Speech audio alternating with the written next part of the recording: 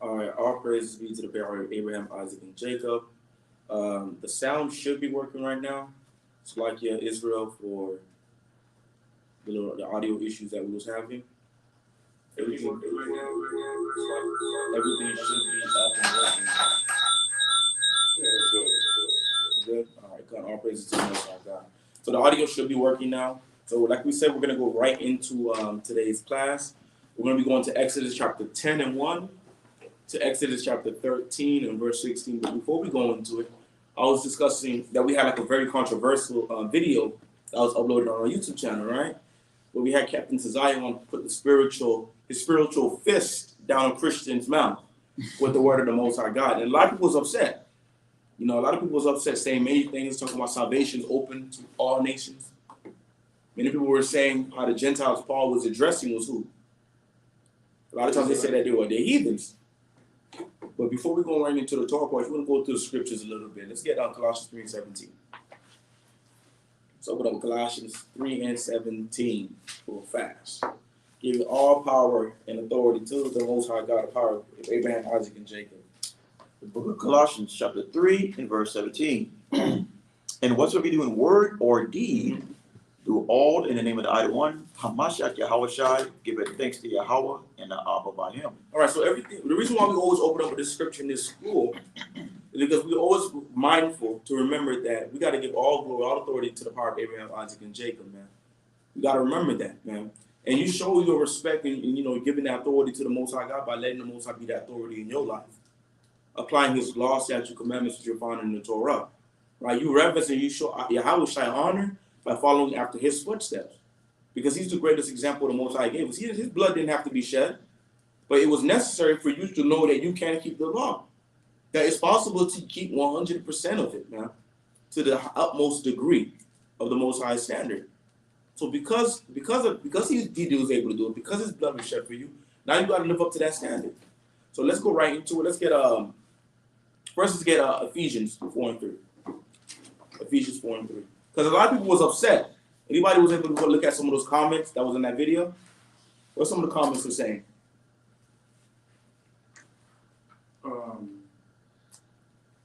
One person said they can't let these Christians take over the platforms. Mm-hmm. It's another thing. So some of the other things you were saying in the comment board. They were saying a lot of things. Right? A lot of people are upset because we argue, we quote unquote argue with these Christians. A lot of people are upset because why don't we just all come together? Does the Most High deal with everybody just coming together? The Most High deal with that? No, because for us to come together, what do we have to be able to do? What do we got to be able to do? Let's get 1 Corinthians 1 and 10. For us to be able to unify, we have to speak the same thing. Are they speaking the things of the scriptures? These Christians, no, they're not. Because they teach that Christ came, Yahawah came to die for all nations. Is that according to the Bible? No. That salvation is open to everybody. Is that according to the scriptures? That there will be white boys and white girls sitting on a throne next to your throne in the kingdom of God. How can we come together if we're not speaking the same thing? A lot of us, we have this idea we could all come together and not speak the same thing. That's not possible. Because when we're in the wilderness, are we going to be speaking different things? In the wilderness is when we're all going to be unified again under Hamashiach, Yahawah, and the Most High. And we're going to have to speak the same thing. You're not going to have your breakdown.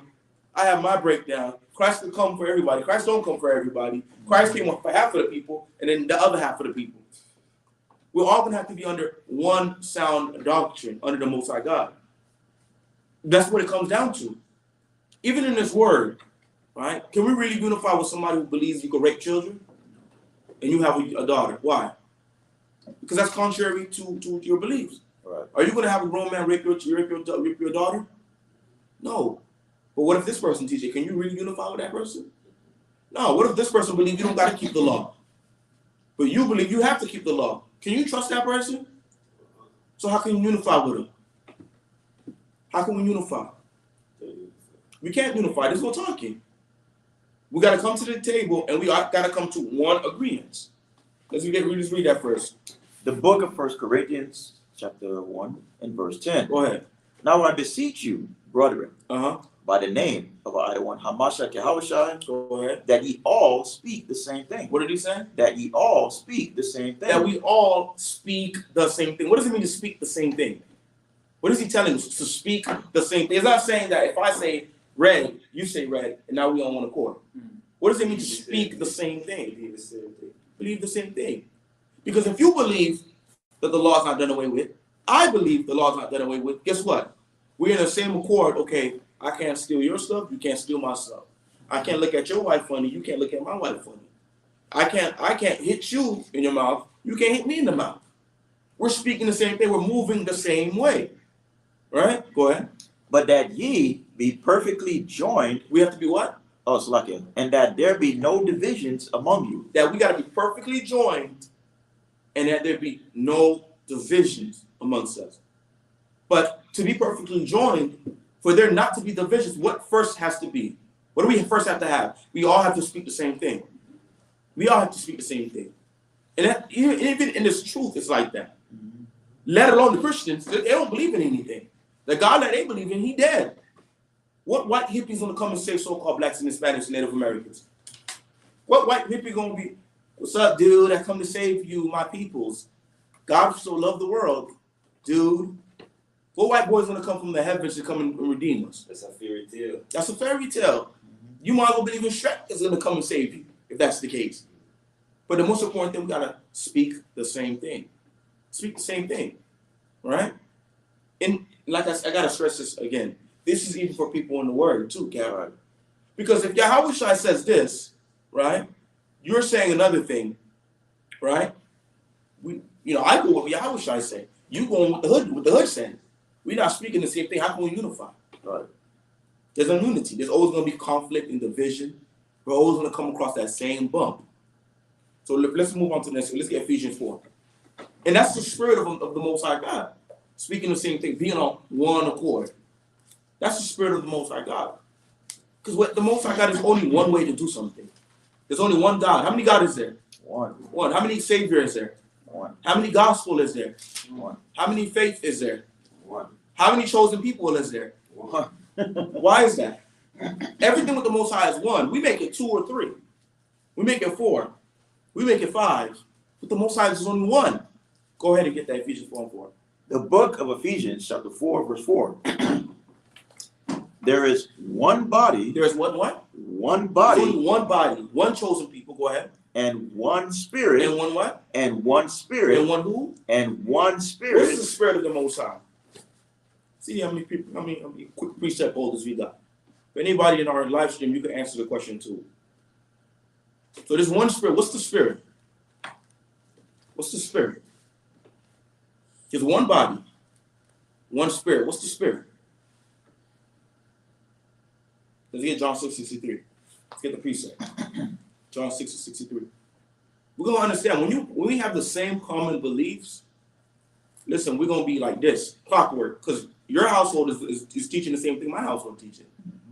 Right? Our household is speaking the same thing. We can unify. We're moving alike. Right? We're moving alike according to the will of the Most High God. And America, don't you think all these nations, as much as Esau go to war with each other, what's their one common enemy? Who's their one common enemy? Us.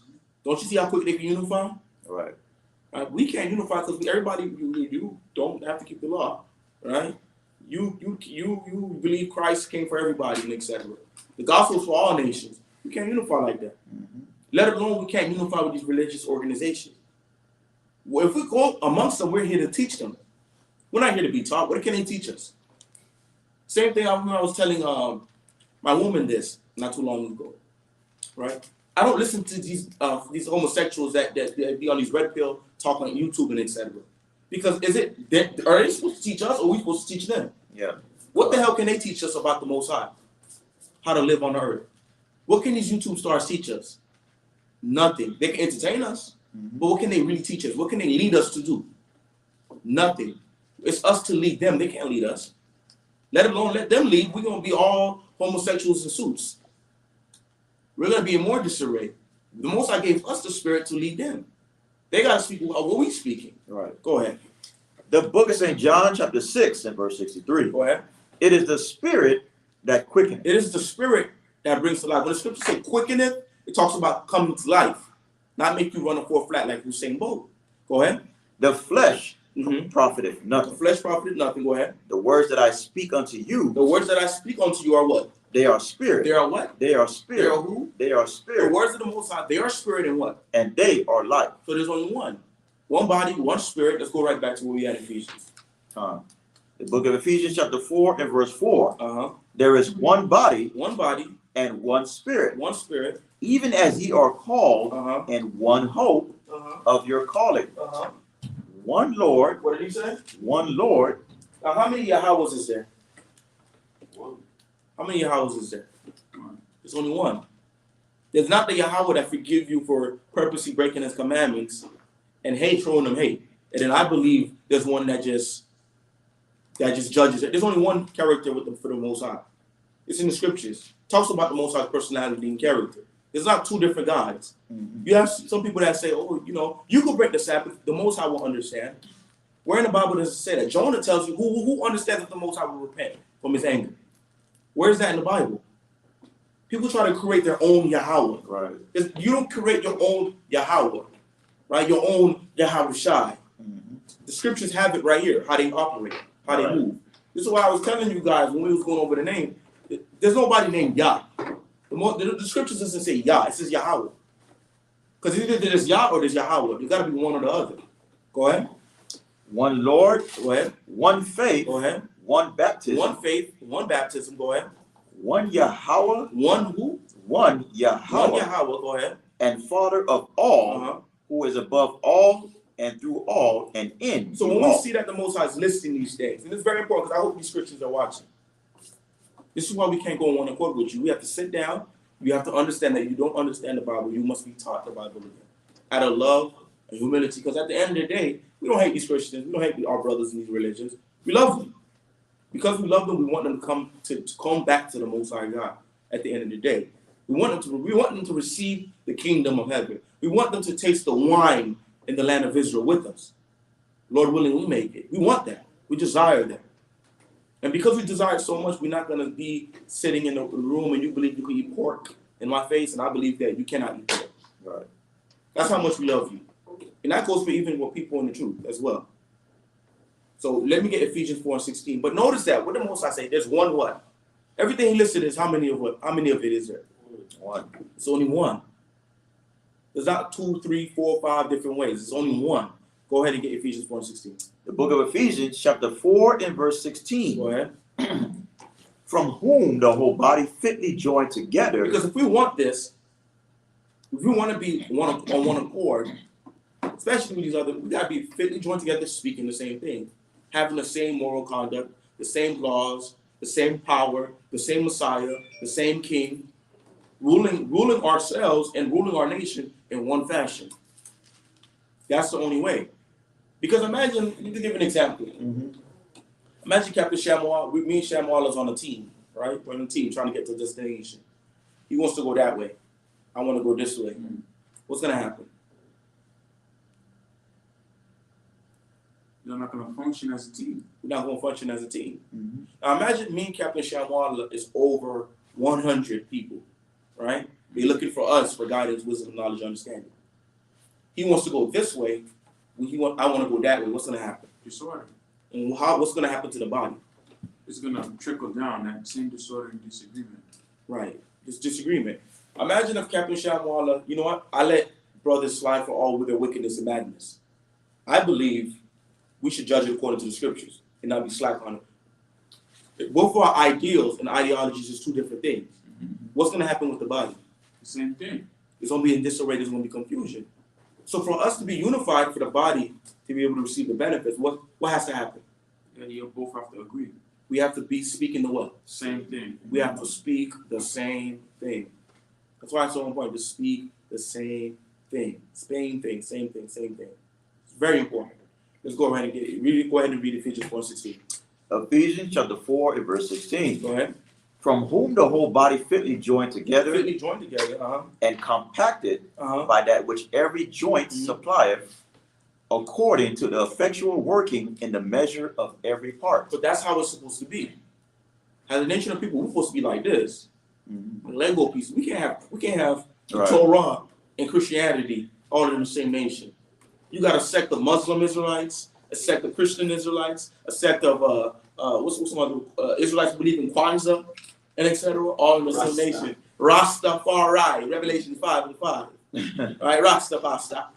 We can't have that in one nation. It got to be one thing. Right, right. For us to be unified. So let's go ahead and get Hebrews 5:12. Let's start from 5:11. That's why it's very important when we come into this word, man. We gotta relearn. We gotta deprogram ourselves from all these philosophies and doctrines, and be ready to be able to learn and understand the will of the Most High God. All right, for us to speak the same thing, we gotta be able to learn what we need to speak. Right. And for you to learn it, you have to be what? You have to be taught it. You have to be taught it.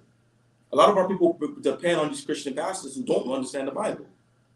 They understand these. They go to for understanding for these Catholics, right? YouTube stars, right? But they don't have no understanding. You have to be taught by men that have been through this thing, that understand the Torah, that don't compromise the Torah. I mean, we were speaking about that a month ago. That don't compromise the Torah. Go ahead and read Hebrews 5, and start from verse 11. The book of Hebrews chapter 5, verse 11. Go ahead. Of whom we have many things to say, and hard to be uttered, seeing ye are dull of hearing. Go ahead. For when for the time ye ought to be teachers, Right. When it's time for you to go out there and teach the people, right? Go ahead. ye have need that one teach you again, which be the first principles. Which be the first what? The first principles. So before you go out there and go teach, you minister the word, especially these Christians that go out there and try to teach this word that they don't understand. You have need that somebody teach you what?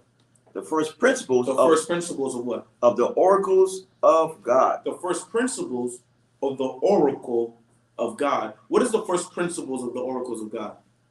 What is that? The first principles of the oracles of God. I'm actually going to go into that definition right here. What is that?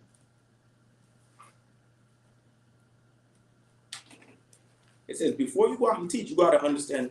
You have to be taught again, which be the first principles of the oracles of God. What does that mean? Is it about the laws? About the laws. Okay.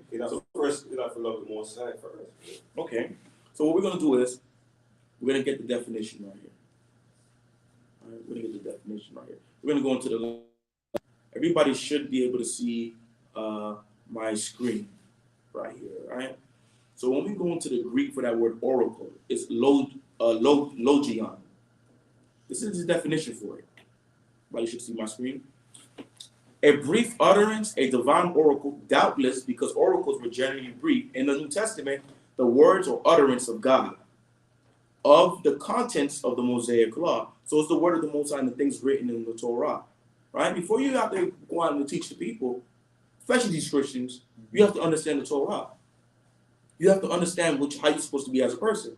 Because what you're teaching the next man, what we go out and teach the people? We teach them the law. Yeah. So if you don't even understand the law, what are you out there teaching them? If you don't understand the prophets, how can you teach Yahawah? You don't understand the prophets.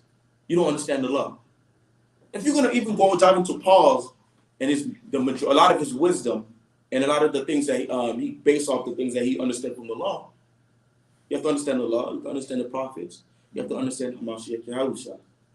History, though. You have to understand history. Or you're going to be tripped up. You're going to be talking things that you don't understand, right? And a perfect example of this, you can't go out there and teach the people if you haven't even mastered Matthew 8. Something like this. Or a lot of our people in the world deal with Matthew 18 and 10. What is that? What is Matthew 18 and 10? In a lot of my classes, I like to do classes, especially for the Christian body, that teaches us how to be better thinkers as leaders of the people. Force you to use your mind with the scriptures. Because a lot of times brothers want to go over Daniel's and Revelations. I don't mind going over that. But you're still a nigga because you don't know how to use your brain and use the spirit of the Most High to make you better. That's why we do these classes in this type of style. Because it's supposed to help you be a better leader for the people. Right? Be a better example for the people, for the flock. For even probably your own brothers and your own wives, etc. So what is that?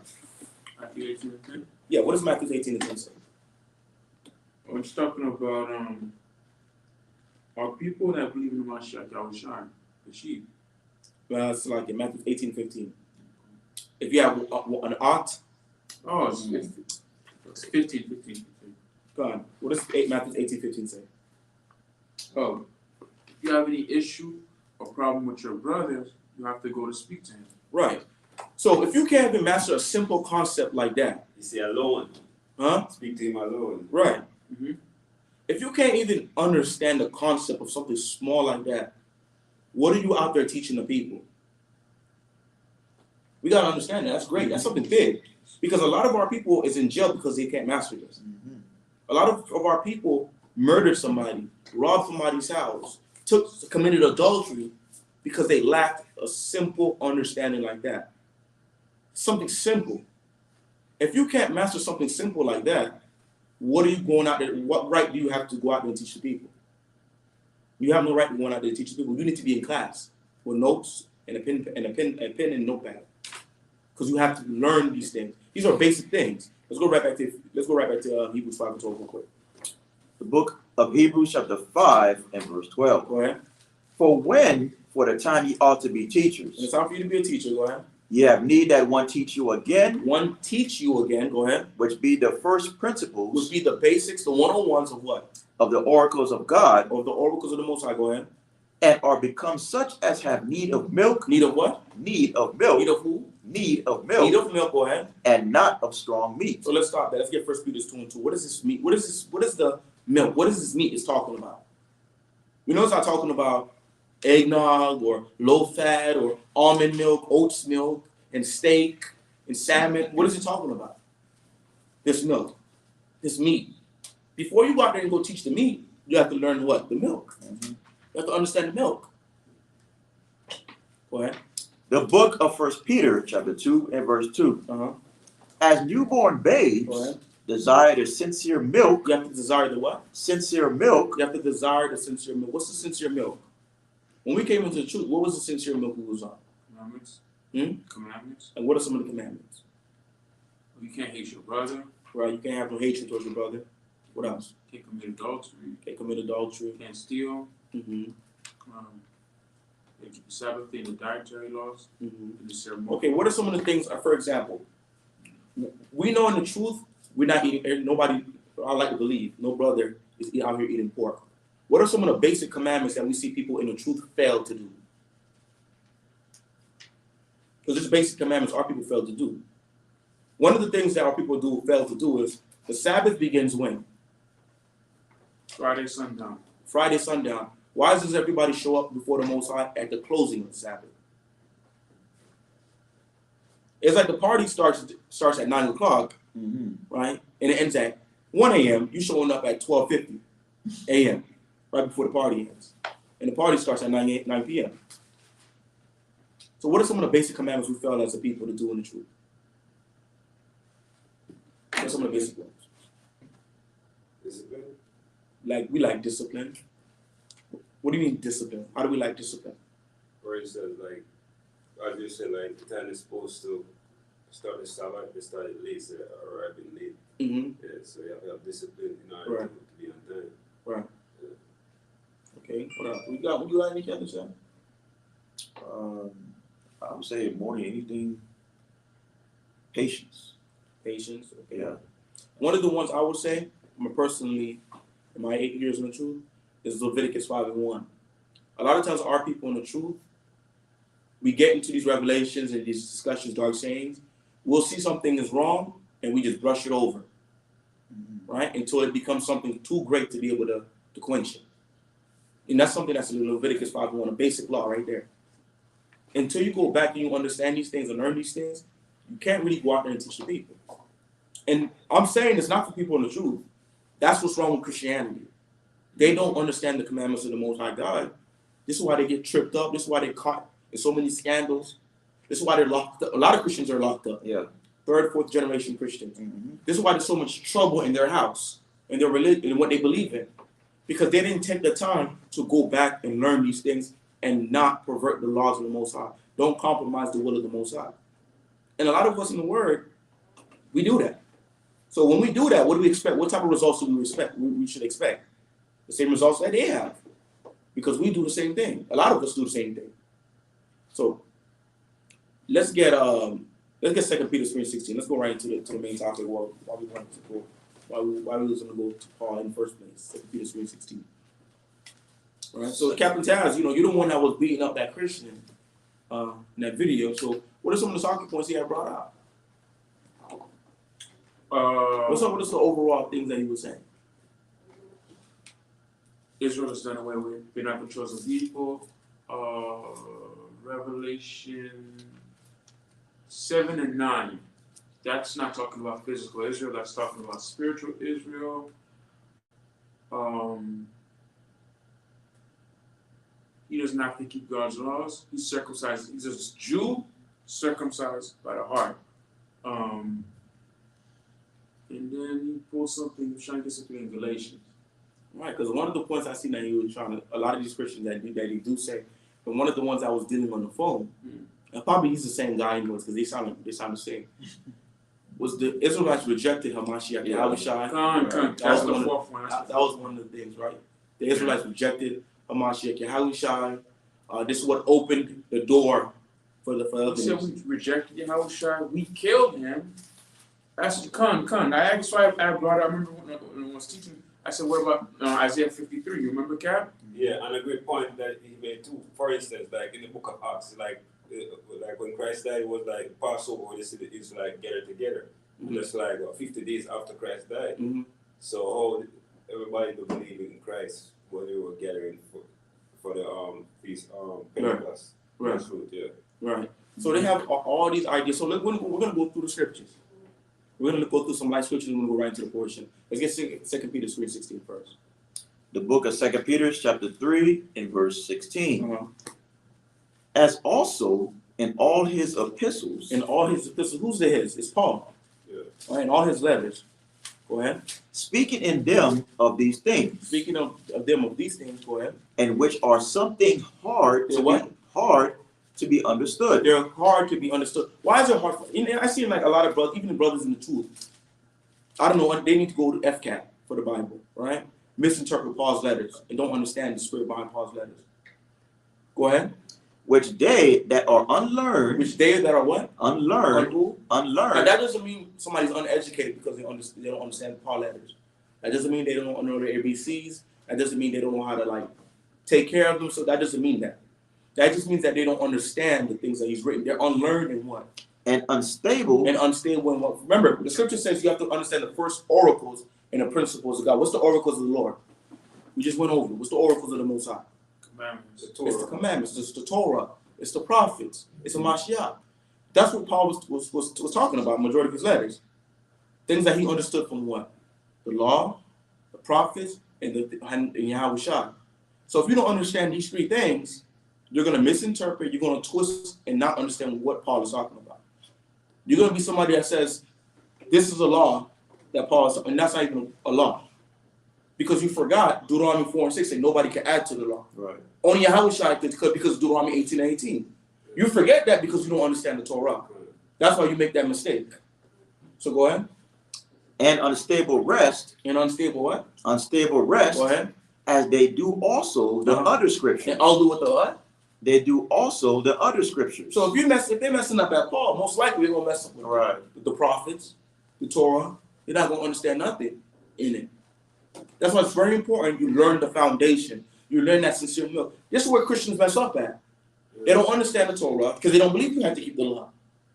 They don't believe in the prophets or it's the Old Testament. They don't believe in Yahawashi because they say Yahawashi came to save white boys and girls. And one thing with these Christians, that particular brother, they lie, man. He's a perpetual liar. Yeah, that'll be my spirit, man. Listen, a lot of Christians are liars. Never see, like he was real. A perpetual liar. A lot of Christians are liars. But read that scripture again. We're gonna go right into it. God. Let me get some quick scriptures. 2 Peter chapter 3 and verse 16. Go ahead. As also in all his epistles. In all his letters, go ahead. Speaking in them of these things. And which are some things hard to be understood. Hard to understood. Which they that are unlearned. Which are what? Unlearned. Unlearned, unseasoned, go ahead. And unstable rest. Go ahead. As they do also the other scriptures. Unto their own destruction. to their own destruction. So somebody have to understand the Torah, the prophets, and Hamashiach. If you don't understand that, you're not going to understand Paul letters. And you have to go to class with somebody who do understand. If you're somebody who cannot keep the commandments of God, you jeopardize the commandments of God, you don't understand the Bible, because the Bible is given to those that do keep the commandments of the Lord. You can see who understands based on how they walk, because you're only going to be applying the word. So they misinterpret Paul's letters because they don't understand Paul's letters. Before we get into it, let's go into that Yahawashi thing first. Let me get John 6 and 15. Let me get John 6 and 15. Let me get John 6 and 15. John 6 and 15. Now these are scriptures that you could use at camp. Because they say that, yeah, because we rejected Yahawashi, right? That's why they opened up the door. But they forget, in the scriptures, they said that our people was ready to make Yahawashi king. Right. That's what the scriptures say. We was ready to make Yahawashi king. So how can we all turn our backs to Yahawashi if we was ready to make him king? Go ahead and read that. John 6 and 15. The book of St. John, chapter 6 and verse 15. Go ahead. When Yahawashi therefore perceived that they would come, When Yahawashi perceived, go ahead, that they would come and take him by force, they were going to take him by force. When you take somebody by force, what does that mean? When you take somebody by force. When you take somebody by force, what does that mean? You take them captive, you force them. Like, no, you're going to do this. This is what the people said in Yahawashi. Read that again. When Yahawashi therefore perceived, When he perceived that they were going to what? that they would come and take him by force, To make him what? to make him a king. To make him a what? A king. A who? A king. A what? A king. What's that? Who's that? John 6 and 15. So that's a good one. See, he said, what's that precept? What's that precept? When Yahawashi noticed they were about to make him king, how the hell are they gonna make him king if they didn't believe in him? Mm-hmm. Does that make sense? Does that make sense? Go ahead. He departed again. He departed again. Why did Yahawashi depart from being king? That was not his time. It was not his time purpose. to be king. It wasn't his time to be king. What was his purpose when he came the first time? To do what? To redeem Israel. To redeem and teach us to magnify the law, like Isaiah 42 says. Magnify the law and teach us the will of the Most High God. Remember, he says that in when you read Matthew 5 and 17, go into that word fulfill. He taught us the truth. What was the Most High trying to tell us? He brought the law under a microscope to redeem us from our sins, that we have remission for our sins. We would repent. So they were going to make him king. So how was that possible if these guys are telling you they didn't believe in him? All right. Go ahead. He departed again into a mountain himself alone. And he left. So this is one account of the people showing that they believed in Yahawashi. Let's go into another one. Let's get John 11:47. This is my great grandfather, High Priest Caiaphas. Let's see what he said. John 11:47. Book of St. John, chapter 11 and verse 47. Okay. Is everybody at John 11:47? This is another precept right here that we could use. Because it shows you why they were treating Yahawashi the way they were doing. Go ahead. Then gathered the chief priests. The chief who? Chief The priests. chief priests. Go ahead. And the Pharisees. So the Pharisees, the chief priests, which are the Levites, go ahead. A council. A council. And said, Uh-huh. what do we? For this man doeth many miracles. So they're having a council, and they say, what are we supposed to do? Because this man is doing many things. He's healing the blind, healing the sick, teaching the people the doctrine, cutting doctrines. Go ahead.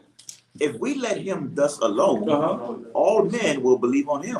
What did they say? All men will believe on him. If we leave him alone, everybody's going to believe in him. Showing you what? People already started believing in him.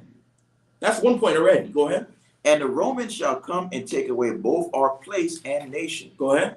And one of them named Caiaphas. One of them named who? Caiaphas. Named who? Caiaphas. Caiaphas. Go ahead. Being the high priest that same year, He was the high priest during that year. Go ahead. said unto them, What did he say? ye know nothing at all. What did he tell them? Ye know nothing at all. So y'all don't understand nothing. Y'all wasn't understand nothing. Go ahead. Nor consider that it is expedient It is good, read, for us for us that what? that one man should die for the people. That one man should die for the who? The people. For the people. Because what was Yahawashi prophesied to do? To die for who? So now we scholars in here. We should already have the 3 prophecies, 3 books, 3 chapters in the Bible that prophesied Yahawah's death and who he would die for. It's in Isaiah 53, Daniel's 9, and 2nd Ezra chapter 7. Right? Those 3 books, there's 3 chapters, show you that he would not die for himself, but die for the people. It's Daniel 9 and 9. Daniel 9 and 70 weeks prophecy, Isaiah 53rd chapter, and 2nd Ezra 7, with that 400 years. Go ahead. Verse 51. Go ahead. And this spake he not of himself, but being high priest that year, Go ahead. he prophesied that Yahawah. He what? He prophesied. What does it mean when somebody prophesies? What does that mean to prophesy? What does it mean to prophesy? Foretell. Foretell what? Future events. How?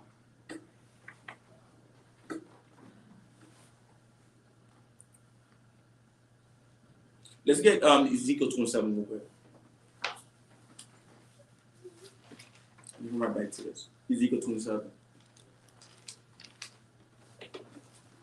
And remember, we're going to South Beach tonight, this afternoon to this tonight. So you know these Christians are going to be out there. Everybody got to make sure you're writing down, taking notes, right? And being ready to deliver that word.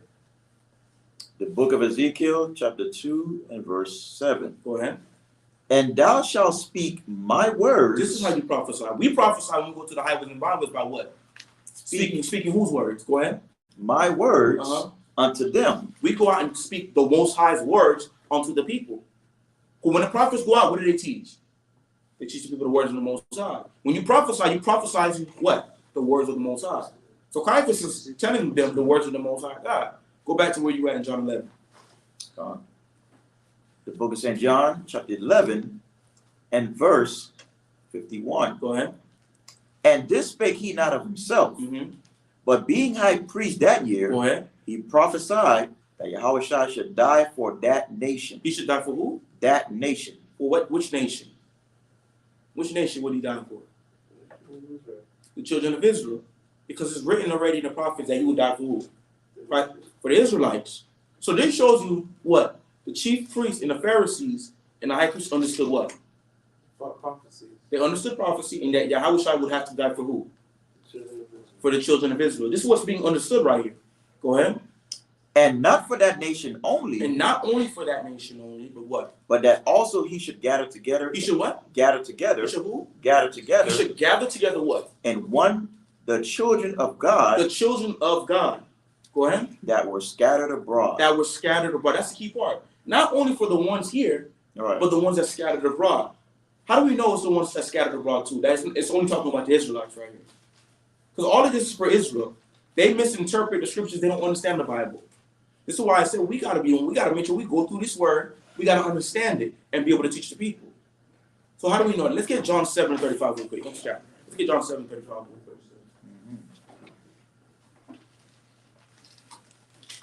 Let's get John 7:35. Everybody say "Con" when you get there. John 7:35.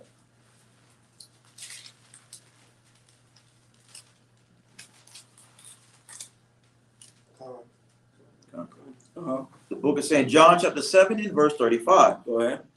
Then said the Jews among themselves. This is what the Israelites said amongst themselves. Go ahead. Whither will he go? Where will he go? Go ahead. That we shall not find Start him. from verse 34. Get the context.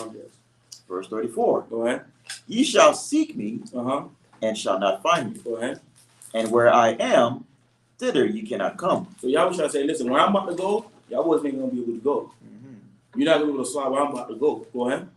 Then said the Jews among themselves. Then said the Jews amongst themselves, the people, Whither will he go? where is he gonna go, read? That we shall not find him. And we're not gonna be able to find him. Go ahead. Will he go unto the dispersed among the Gentiles? What did it say? Will he go unto the dispersed among the Gentiles? Will he go to disperse amongst the Gentiles? It didn't say the Gentiles amongst the Gentiles. That's the same thing Caiaphas is talking about. And he will go to that ones that were scattered abroad too, to gather them too. Go ahead. And teach the Gentiles? And teach the what? And teach the Gentiles? And teach the Gentiles. So now they're like, hey, if you're going to go amongst the ones that's scattered amongst the Gentiles, oh, shoot, is he going to teach the Gentiles? That's what they're asking themselves. So what we're going to do is, go ahead. Oh, there's one precept to that. Got another precept? Give me 1 second. what we're going to do is, we're going to do a Bible comparison. We're going to read it in the NLT because it's short. This is only you can use that can. When we read John 7:35 in the NL New Living Translation, it says, the Jewish leaders were puzzled by this statement. Where is he planning to go, they asked. Is he thinking of leaving the country and going to the Jews in the other land? So it's showing you that the dispersed is who? It's Israel. And even right here, they, when he said that, they understood like, yo, there's other Israelites all over the place. Right. Is he going to go out there and go teach them too? Yeah, that's prophesied in Deuteronomy 4 and 6. Exactly, that it will be scattered amongst what? Four corners. It's prophesied there. If you didn't understand the Torah, you wouldn't understand what's being said right here. Right. That's the NLT? Yes, the NLT. This is what the NIV says. What does the NIV say? The Jews said to one another, where does this man intend to go that we cannot find him? Will he go where our people live, scattered among the Greeks, and teach the Greeks? Ooh, that's a sharp one. That's even sharper than the NLT. Right? But you're not going to understand these things unless you go back and you understand the first oracles of God. Right. Before we went out, we was talking about earlier in the class. So let's go back to John 11 and 47 real quick. Go ahead. So that will debunk ways when the scripture says no Greek, no Jew, nor Greek. no Jew, no Greek. I forgot the scripture. We're going to go to it. We're going to go to that scripture. Right. Well, a good example for that scripture is Acts chapter 2. Okay. When it said devout Jews, and later on in the chapter, it called these Jews after the lands that they were scattered upon. But let's go right back to John 11:47. So we got to go over the portions to go to camp. John 11 and verse 52. Go ahead. And not for that nation only, And not only for that nation only. Go ahead.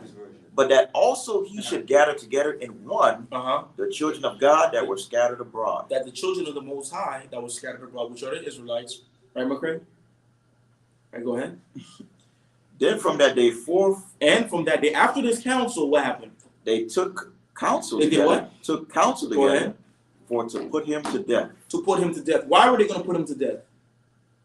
Why did they put him to death? Because Christians were saying that. Why did they put him to death? Oh, Christ. No. They said after that council is when they started plotting to kill Yahawah. Why were they plotting to kill Yahawah? The verses tell you, previous Because verses. they understood Yahawah was the promised Messiah and he has to die. They understood that. This is the man that we're waiting for. He has to die for us. He has to die for us. And then from that point on, that's when they started plotting against him. So let's move on. Let's get Acts 21-20 after Yahawah is gone. That would give them a little bit more. Like, for example, when Yahawah was explaining to Peter that he was going to go up to Jerusalem and die, Peter didn't understand that. Right. But they understood it first before Peter. Right. They understood it before Peter. Peter didn't really get it until after. Yeah. That's when he really got it. Go ahead. The book of Acts chapter 21 verse 20. Go ahead. And when they heard it, Mm-hmm. they glorified the Lord. Now this is after Yahawah is gone. Now this is a great scripture to use with Christians because this is after Yahawah is gone. Go ahead. And said unto him, Go ahead. Thou seest, brother, See his brother. how many thousands, How many what? thousands, How many who? thousands, Thousands. Go ahead. of Jews Of Jews that what? there are which believe, Which what? or which believe. So there's many Israelites that was believing in Yahawah after he was gone. Yeah, that was like 50 days after Right. the crucifixion. Right. Yeah. Many Israelites believed in them. So when they're saying all of this nonsense, we rejecting them. They don't understand the scriptures. So they do not know the scripture, you know? They are not knowing the scripture. They don't understand. And these are some great scriptures that you will bring out to give that edification. Let alone Isaiah 53, it prophesies will be despised.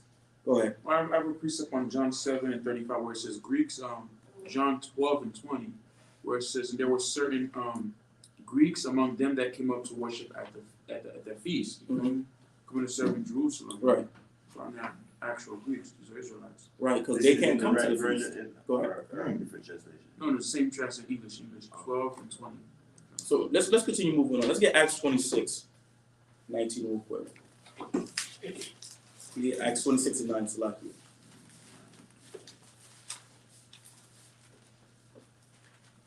Acts 26:9.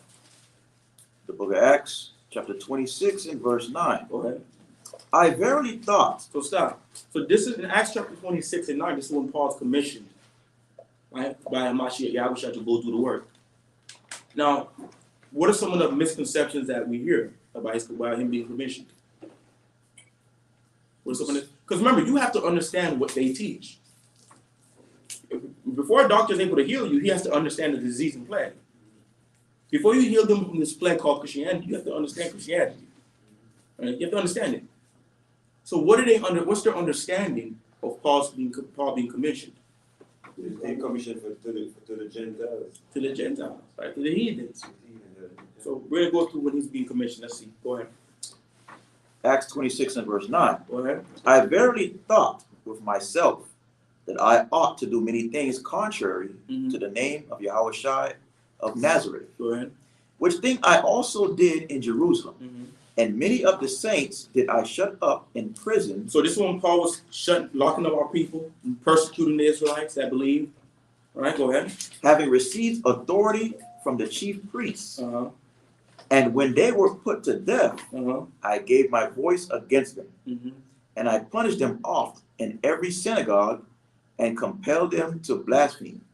And being exceedingly mad against them, I persecuted them even unto strange cities. Go ahead.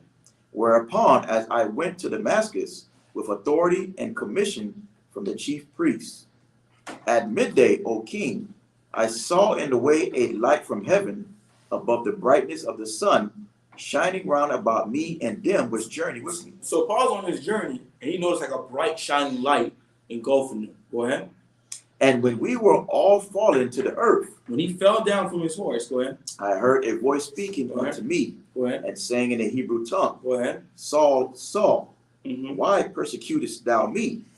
It is hard for thee to kick against the pricks. And I said, Who art thou, I the one?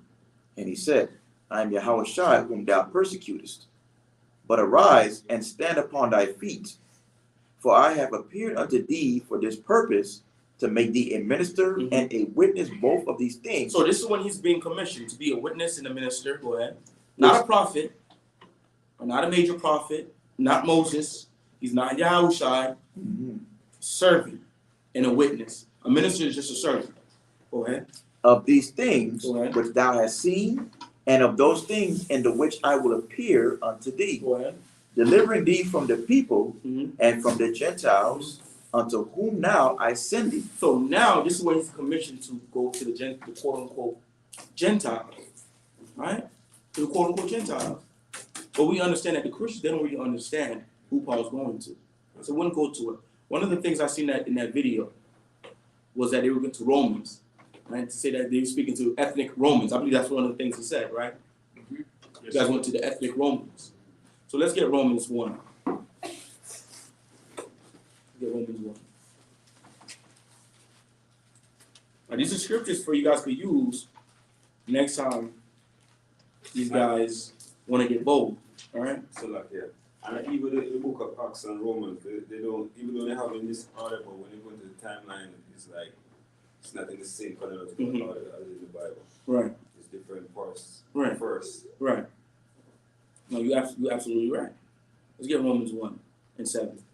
The book of Romans, chapter 1 and verse 7. To all that be in Rome, beloved of Yahawah, called to be saints. Read it again. To all that be in Rome. To all that be in Rome. So he's addressing the people in Rome. All right? Go ahead. Beloved of Yahawah. But whoever they are the beloved of Yahawah. Go ahead. Called. When something's called, ED, what does that mean? Present, past, or future tense? Past tense. Whoever these people are, they were the saints of God, past tense. All right. And they are the saints of God now in 2023. Go ahead. Called to be saints. Called to be saints. Who are the saints of the Most High? That's why you can't forget what you know, trying to learn something new. Yeah. Right. Let's get Psalms 50 and 5 real quick. So whoever Paul is addressing are the beloved of God, and they were called, past tense, the saints of God. All right? It's like me going into this room, and I say, hear ye, brethren, called from Haiti, of the slave trade, from the French, to brought to Haiti. Am I speaking to everybody in the room? Who am I speaking to? So-called Levi. If I say, my brethren, called from John Rock, house of Studio One, Revelation 5 and 5, who am I talking to? Who am I talking to? Am I talking to Levi? No, I'm talking to Benjamin. It's not applicable to them, to Levi. Right. Just like the ethnic Romans, they were never called the saints of the Most High. No nation by name was ever called the saints of the Most High, but the children of Israel. Go ahead. The book of Psalm, chapter 50 and verse 5. Go ahead. Gather my saints together Gather my saints together unto me, unto me. Go ahead. those that have made a covenant with me by sacrifice. Those that made a what? Those that have made a covenant with me by sacrifice. Those that made a covenant with the Most High by sacrifice. Everybody should remember this from last week, all right? Mhm. So who made a covenant with the Most High by sacrifice? My father. Elders. This is from the last portion. We went over the precept. The elders. The elders. Israelite, What chapter and book is it in? See who is this? Exodus what? 4. No. Exodus chapter what? 9. So imagine you teaching that camp. You may forget the exact verse in verbatim, but you at least got to remember the book and the chapter, and then they might jog that memory for the reader. I just look at Deuteronomy. It's Exodus chapter 24. When your Moses sent the young men, he got the blood, sprinkled it on the altar, repeated the words of the Most High, and the people said, I will do it. Yeah. So we're the people that made the covenant with the Most High God. And those people that made the covenant by blood of the Most High are the saints of the Most High. So who was Paul addressing in Romans 1? He was addressing Israelites where? That's scattered. That was scattered where? In Rome. Yeah. He was addressing Israelites in Rome. Let's go to another point that you could use in Romans. Let's get Romans 4 and 1. Because these same people later on, they're going to say something. Paul's going to say something to them. The book of Romans, chapter 4, verse 1. Go ahead. What shall we say then? What should we say then? What? That Abraham, our father, Abraham, our what? our father, Our who? our father. So this is Paul speaking to them. He says, Abraham, our father. Who does that eliminate already? By him, not you. By him saying, Abraham, our father, what nations does he eliminate already? So far, the Canaanites. All the Hamites are eliminated. Who else is eliminated? All the Japhites are eliminated. So now already, to the Christians, they said that whoever these are the Gentiles. They can't be the Hamite Gentiles and they can't be the Japhite Gentiles. So that already shows you it's not for everybody already. Right? So this is our father Abraham. So whoever Paul's addressing have the same common ancestry as Abraham. Let's get Romans 9 and 10 now. Let's get Romans 9 and 10.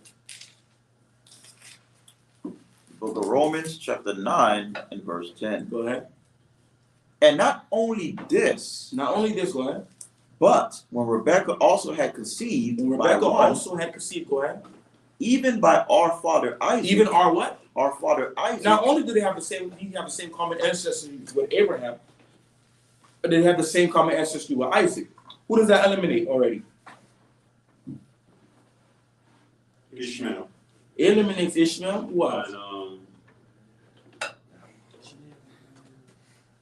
And the concubine, and after when The Abraham. concubines and their children. It eliminates Keturah. Yeah. It eliminates the Midianites. It eliminates the what do you call these people? The Assyrians. It eliminates all of these races. Now who's down left? Who's left now? Esau and Jacob. Esau and Jacob. So at the end of the day, it's still showing you it's not for everybody still. right? Because we just went down, he said, our father Abraham in Romans chapter 4. Now in Romans 9, it says, our father Isaac. It eliminates all these other races. And verse 13, what does it say?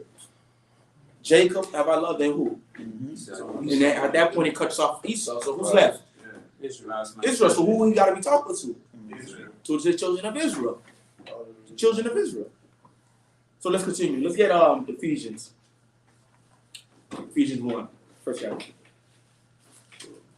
We're getting all the breakdown today. I'm watching the video. While looking at the comment board. Okay, make sure we get an understanding. Ephesians 1. And this is why we got to work so hard to make sure we establish a school down here. Because we can really have these classes on Friday and go over these topics before we go to camp. That's why we have to do a lot of work down here. Go ahead. Ephesians 1 and 1. Go ahead. Ephesians chapter 1, verse 1. Because this is one of the letters of Paul. Go ahead. Paul, an apostle of Yahawah, Mhm.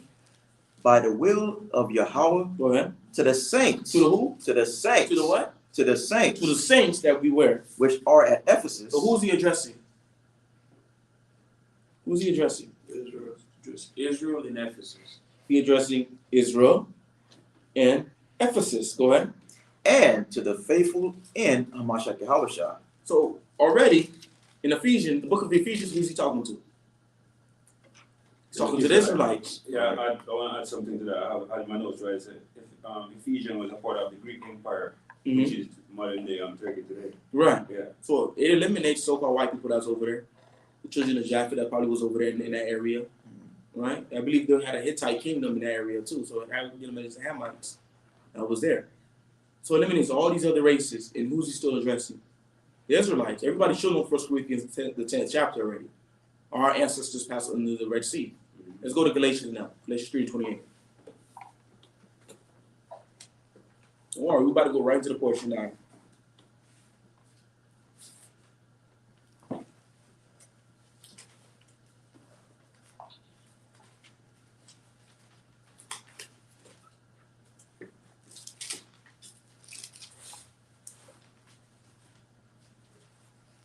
Galatians chapter 3 and verse 28. Go ahead.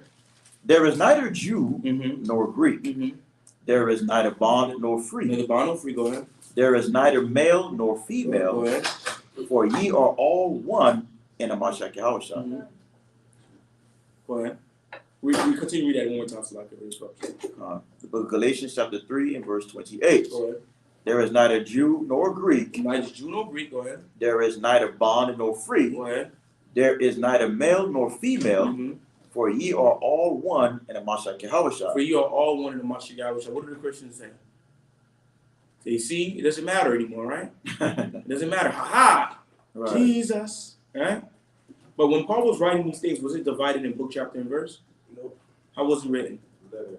It's a letter. It's a whole scroll. Right? So all we have to do is do what? Logically. Continue the letter and see who's he addressing. Let's move on to the next chapter, verse 4. Mhm.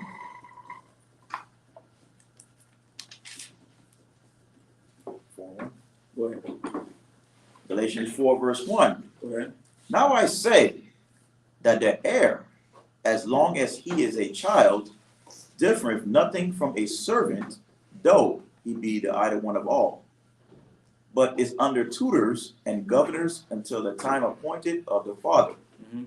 Even so we, when we were children, were in bondage Mm-hmm. under the elements So of the world. read that again. Even so we, when we were children, Read that again one more time. even so we, when we were children, Even we. When it's we, it's including you and someone else. So I always say every word is there for a reason. Every word is there in the Bible for a reason. Go ahead. were in bondage under the elements of the world. Uh-huh. But when the fullness of the time was come, Uh-huh. the Most High sent forth his Son, He sent forth his son, go ahead, made of a woman, made of a woman, made under the law. made under the law, meaning a man and a woman. Genesis, the first chapter. Then what would happen after when that male child is born? Get circumcised. He gets circumcised. Mhm. All right? All of that according to the scriptures, according to the Torah. Go ahead. To redeem them that were under the law. Wait. To do what? To redeem To them. redeem? What does it mean to redeem? Bring it back.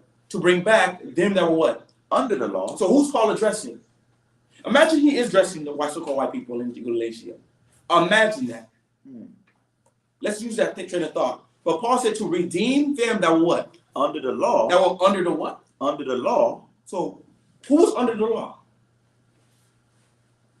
To redeem them that were, past tense, under the law. Who's under the law? That made a covenant with Moses. The one that made the covenant with the children of Israel, the Most High. Right. So what's the scripture we could use to prove that the children of Israel were the ones under the law? Psalm 15:5. No. You got to go straight to the point. That's something else for the covenant. Exodus. Exodus what? I believe there's- We got to find a scripture that says Israelites were under the law. The Israelites were given the law. The laws for the Israelites. Because that's how you break it down. This is the next part of the letter. Paul's telling you who he's speaking to now. Because imagine if they are non-Israelites. What does it have to do with them? Were they under the law? So what are we talking about? What are we talking about? So what scripture can we use? Let's use one of my favorites. Let's get Leviticus 26:46.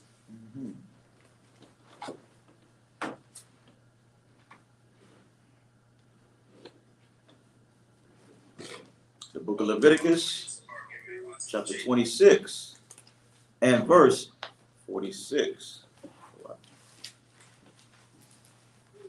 These are the statutes and judgments and laws which the Most High made between him and the children of Israel. And who? And the children of Israel. So the children of Israel were the ones that were under the law. Paul's addressing them that were under the what? The law. So it only has to do with Israelites. Everybody should know Romans 9:4. To whom be the Israelites that belongeth the what? The what? The what? And the law. Everybody should remember those scriptures. So let's go right back to Galatians. Let's finish that. Galatians chapter 4 and verse 5. Go ahead. To redeem them that were under the law. That were under the law. That we might receive the adoption. That we might receive the adoption. Of sons. Of who? Of sons. Now, who's the adoption given to? These are things that you break down with the Christians. You ask them, who's under the law? Who's under the law? You say an offense. Who's under the law? Oh, the Israelites. But no, who's under the law? The Israelites. We just proved it. Who was given the adoption? Because Paul just said it. We were given the adoption, right? Paul was a what? An Israelite. He was an Israelite. So imagine he is talking to heathens. He's trying to say this. Who was the adoption given to according to the scripture? Romans 9. Let's get Romans 9:4. The book of Romans, chapter 9 and verse 4. Go ahead. Who are Israelites? Who are Israelites that what? To whom pertaineth the adoption? That pertaining to what? The adoption. To who? The adoption. The adoption, go ahead. And the glory. And the what? And the glory. And the who? And the glory. And the glory, read. And the covenants. Right? And the giving of the law. So the adoption was for who? For the Israelites. Right. So Paul's addressing who? The Israelites. That's who he's addressing. The Israelites has always been about who? The Israelites. That's it. So let's go right into the portion. We do got to hit South Beach this afternoon. We're at Exodus chapter 10 and 1. So what's going on so far in the portion?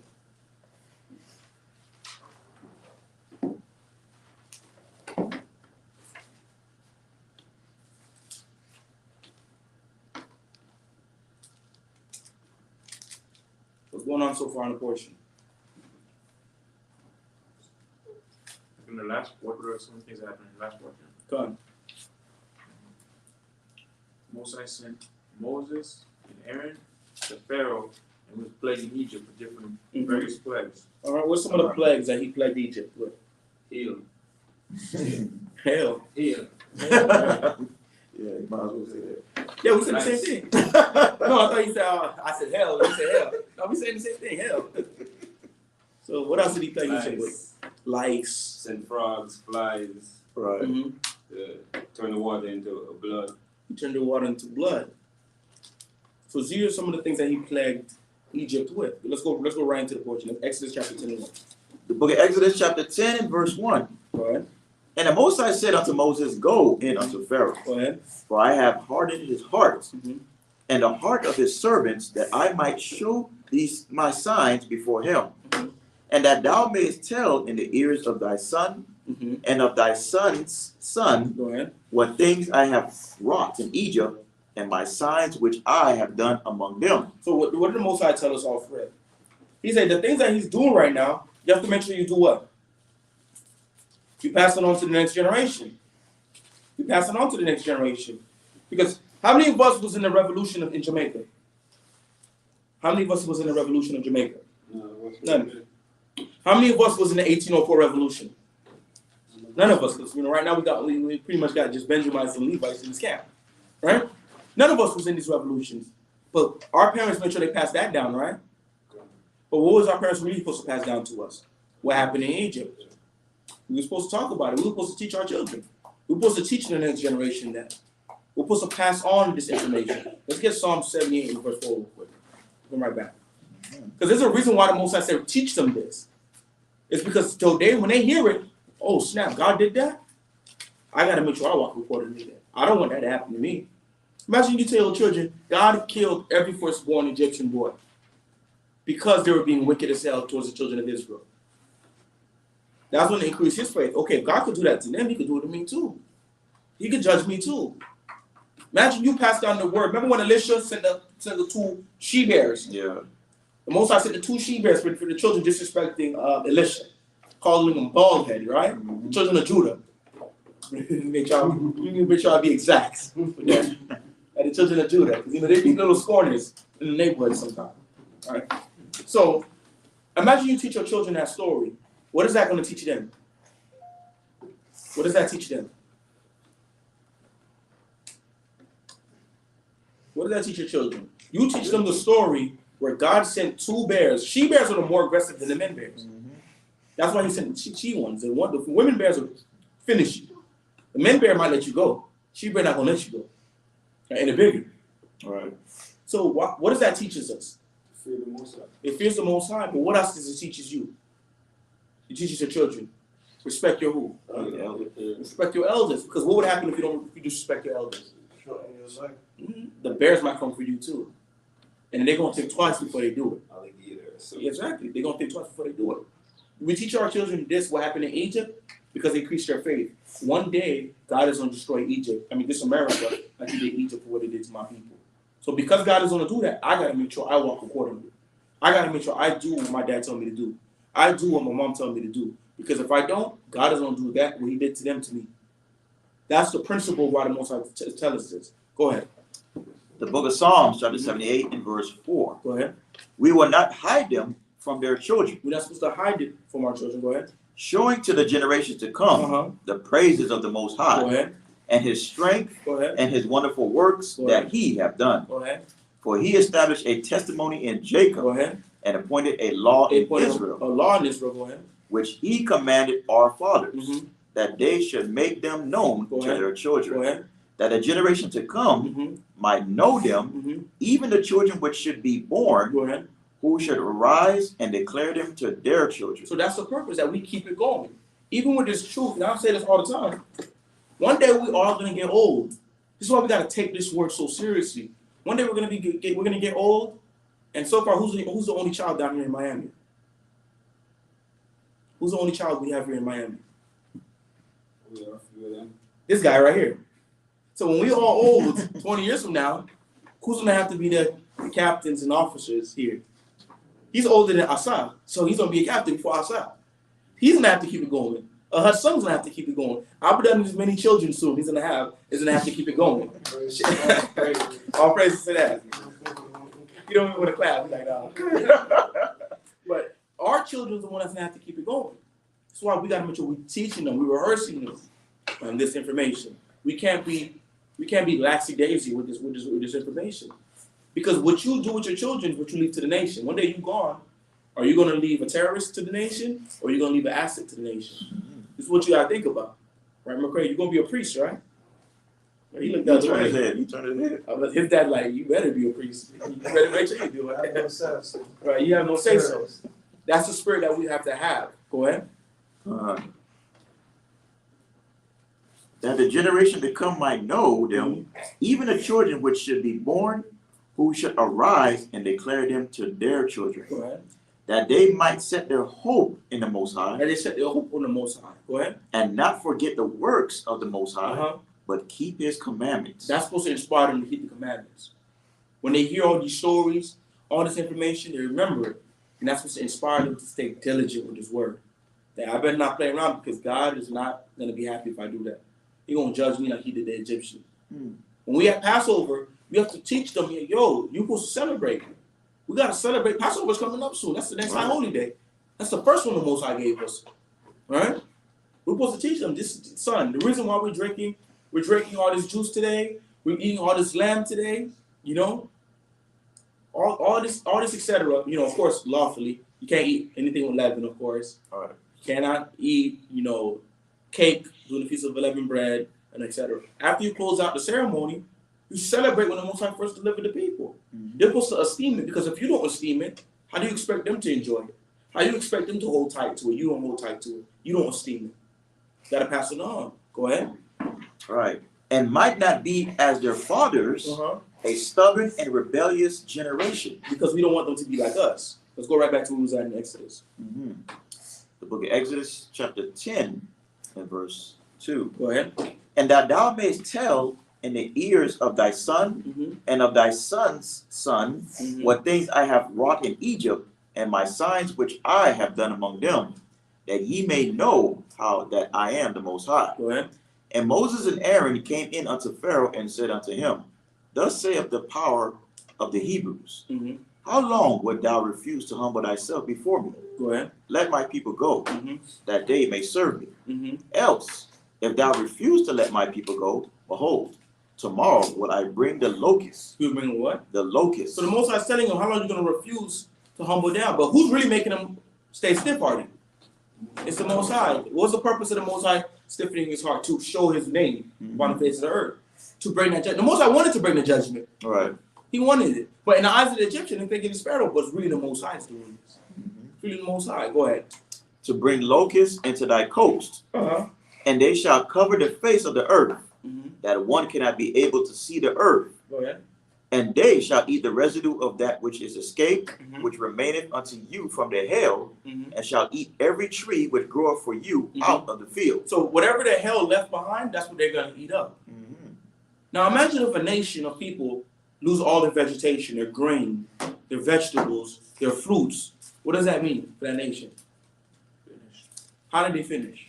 Because their economy stopped because they Exactly. Right. Their economy stops. You got to look at it in the grand scheme of things. Don't look at it just as fruits and vegetables. When you don't have these things, you can't trade. You can't sell. You can't feed your people. That causes riots. That causes instability. That causes people robbing people's houses. And they're losing their money. All of these things are happening by the Most High doing this plague. Don't look at it just, it's just a plague. Look at the effects that the plagues are doing. Go ahead. Verse 6. And they shall fill thy houses, and the houses of all thy servants, and the houses of all the Egyptians, which neither their fathers nor their fathers' fathers have seen since the day that they were upon the earth unto this day. And he turned himself and went out from Pharaoh. And Pharaoh's servants said unto him, How long shall this man be a snare unto us? Let the men go, that they may serve the Most High their power. Knowest thou not yet that Egypt is destroyed? Right. So they're telling him, let them go. Egypt is already finished. Right. The Most High, this power, whatever is going on, they're sending all these plagues. We done. Let these people go already. Go ahead. And Moses and Aaron were brought up again unto Pharaoh, and he said unto them, Go, serve the Most High your power.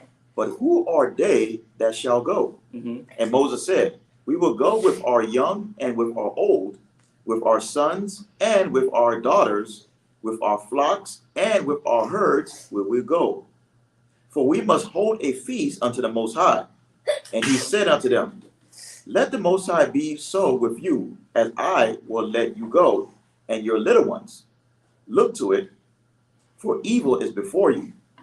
Not so. Go now ye that are men, and serve the Most High, for that ye did desire.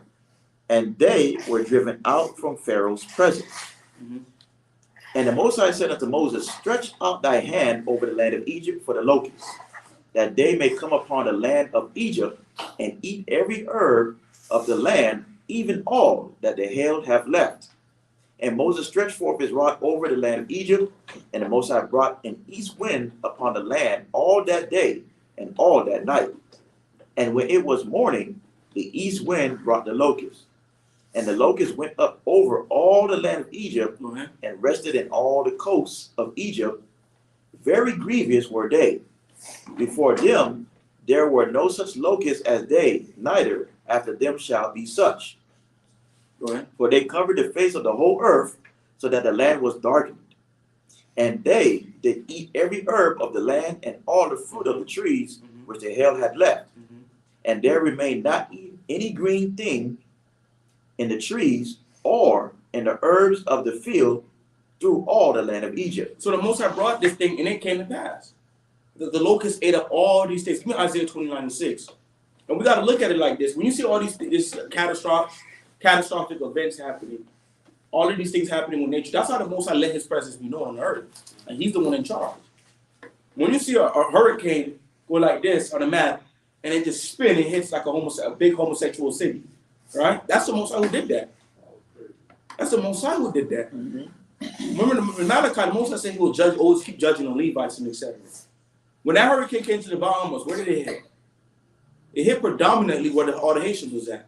It didn't really affect where the Benjamites was at, according to the blessing the Most High gave Benjamin, that they should dwell between his shoulders. That's the Most High letting them know, you could run to Bahamas, I'm going to get you in Bahamas. You can run to New Orleans, I'm going to get you. They're in Mexico. That's What was going on crazy. with them in Mexico? Problems in Mexico and border not too long Right. ago. No matter where they go, the Most High going to bring that judgment to them. The Most High let his presence be known through nature, through other men, right, and nations. That's how he let his presence be known. Go ahead. The book of Isaiah, chapter 29 and verse 6. Go ahead. Thou shalt be visited of the power of hosts Go ahead. with thunder, With what? with thunder, With thunder. Go ahead. and with earthquake, With earthquake. Go ahead. and great noise, Go ahead. with storm and tempest, Go ahead. and the flame of devouring fire. So the Most High will make his presence be known through these things, like the locusts. Mhm. So the Egyptians, all the Egyptians probably don't know what's going on. But them seeing the hail, the lice, the blood, the locusts, now they probably say, yo, whatever God this is, this a God that's doing this. Right. There's a God that's doing this. Likewise, when we see these events happen in America, everybody will be like, yo, God is real. Because nobody's going to be able to explain what's going on but us. Mhm. Let's go right back to where we was at. Or these nations might say Mother Nature. Right, Mother I Nature. hate when they say that. It's annoying. The book of Exodus, chapter 7, and verse 15. Mm-hmm.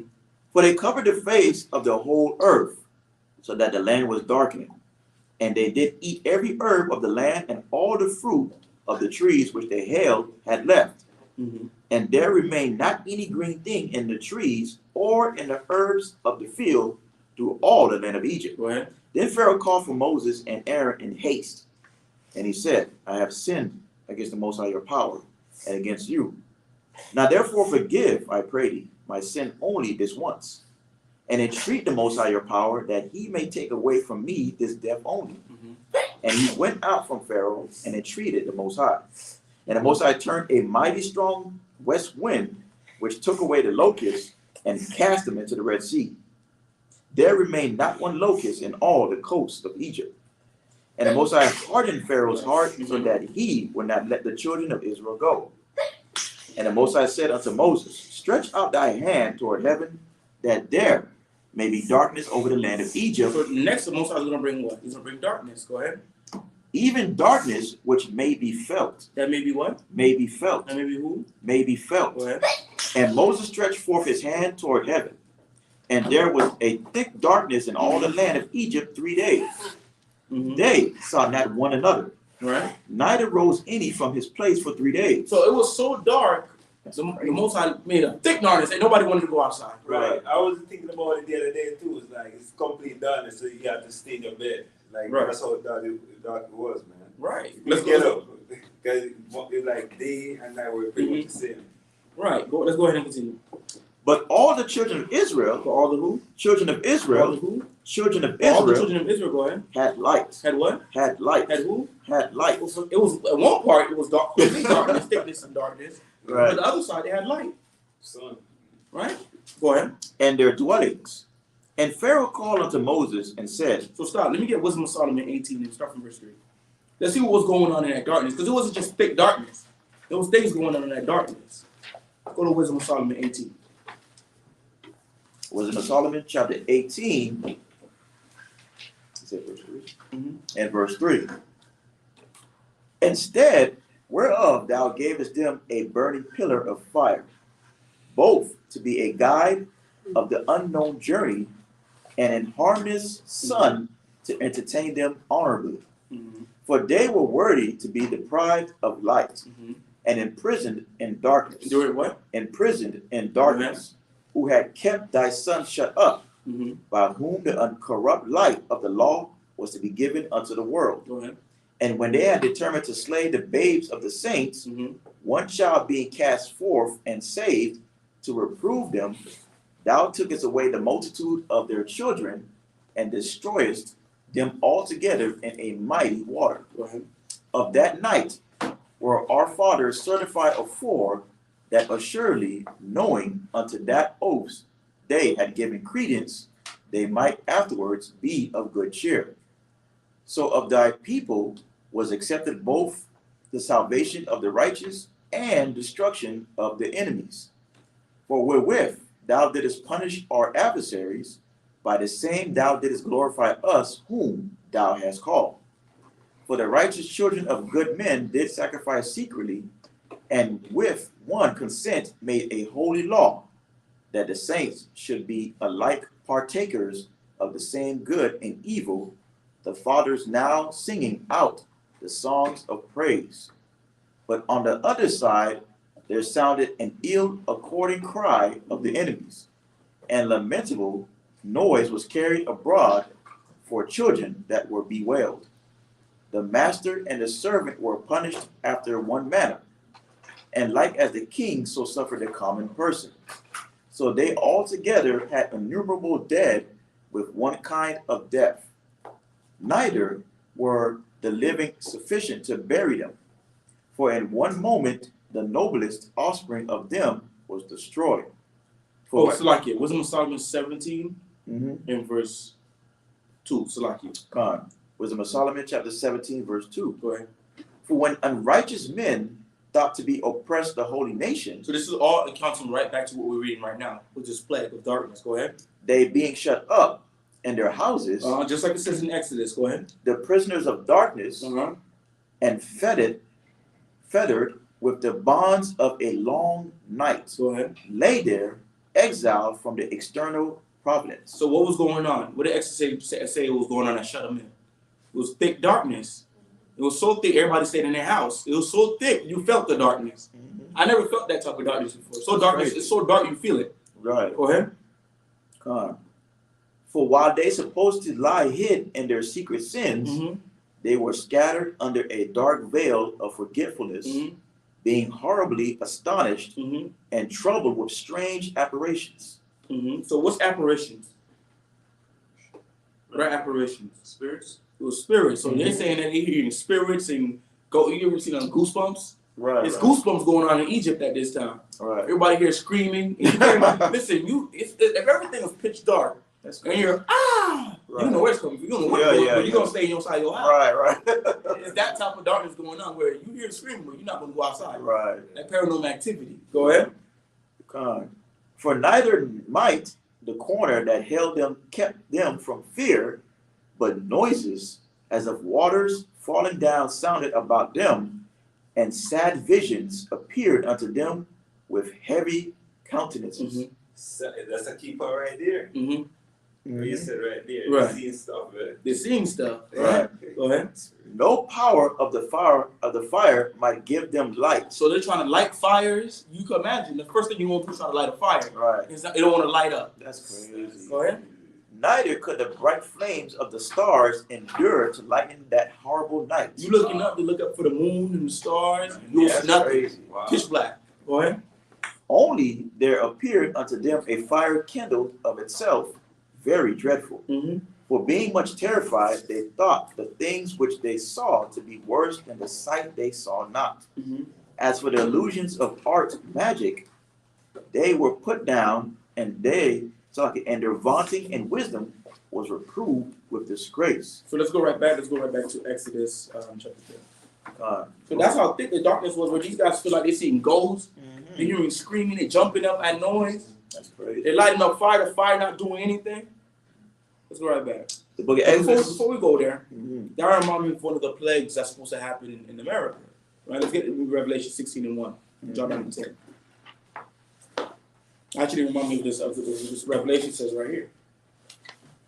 The book of Exodus, chapter 16, and Revelation 16, verse 1. and verse 1. Go ahead. And I heard a great voice out of the temple saying to the seven angels, Go your ways and pour out the vials of the wrath of God on the earth. Go ahead. Let's jump down to verse 10. So let's see one of the vials of the wrath of the Most High.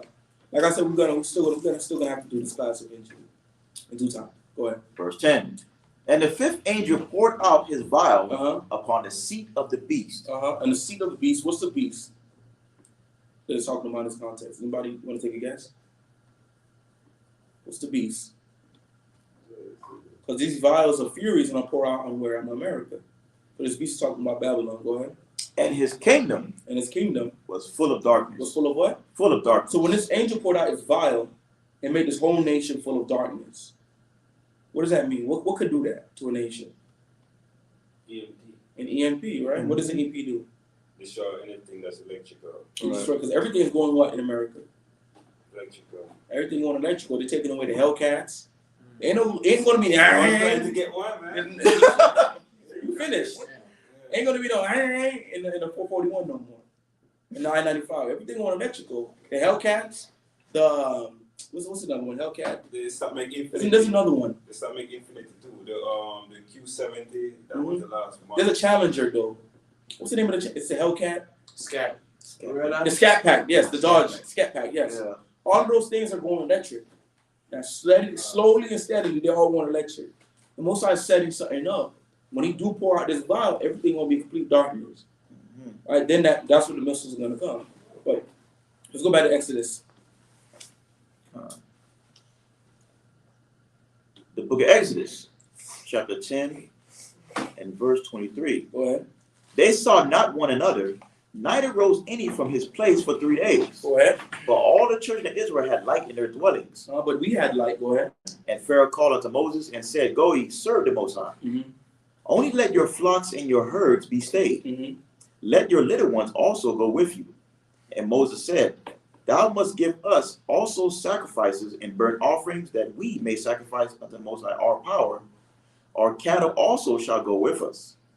There shall not an hoof be left behind, for thereof must we take to serve the Most High our power. And we know not with what we must serve the Most High until we come thither. But the Most High hardened Pharaoh's heart, and he would not let them go. And Pharaoh said unto him, Get thee from me, take heed to thyself. Mm-hmm. See my face no more. So he told him, don't see his face no more. Don't come back. Right? Don't come back. And the purpose of the Most High showing that this darkness on one side and light on one side is showing what? A division. Mm-hmm. It's a division. It's not. They can't say in their minds, this is happening to everybody.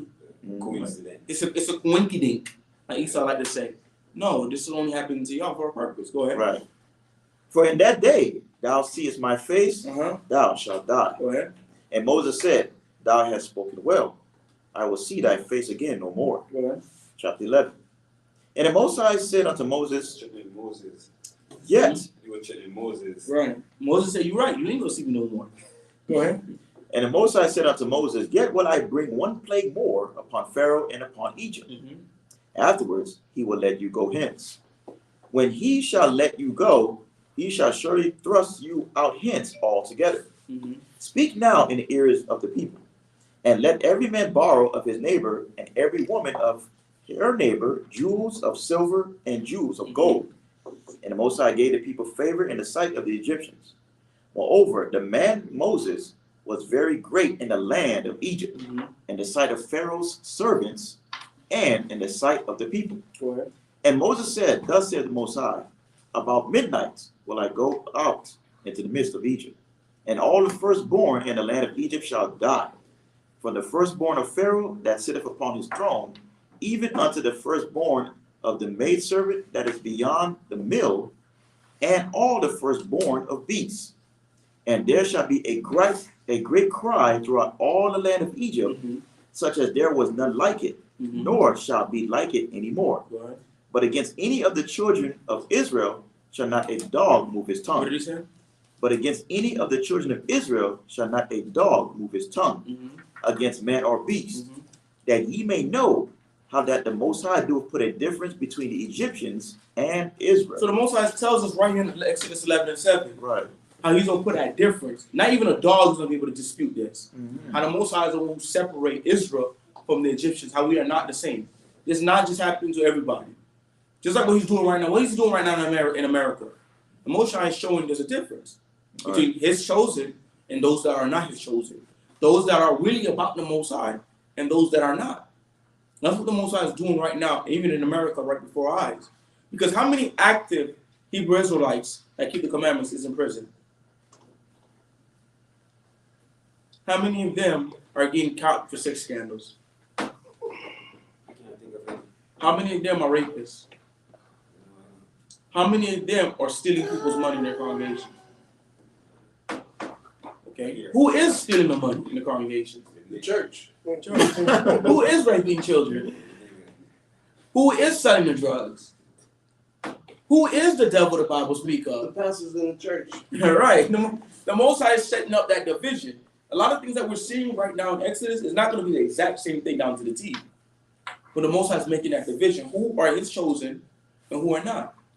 Who is really fearing and serving the Most High and who does not? Because the Most High God deals with division. He deals with separation.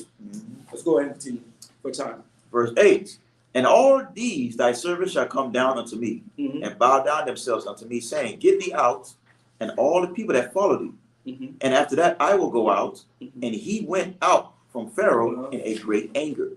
And the Most High said unto Moses, Pharaoh shall not hearken unto you, that my wonders may be multiplied in the land of Egypt. And Moses and Aaron did all these wonders before Pharaoh. And the Most High hardened Pharaoh's heart, so that he would not let the children of Israel go out of this land. Go ahead. Chapter 12.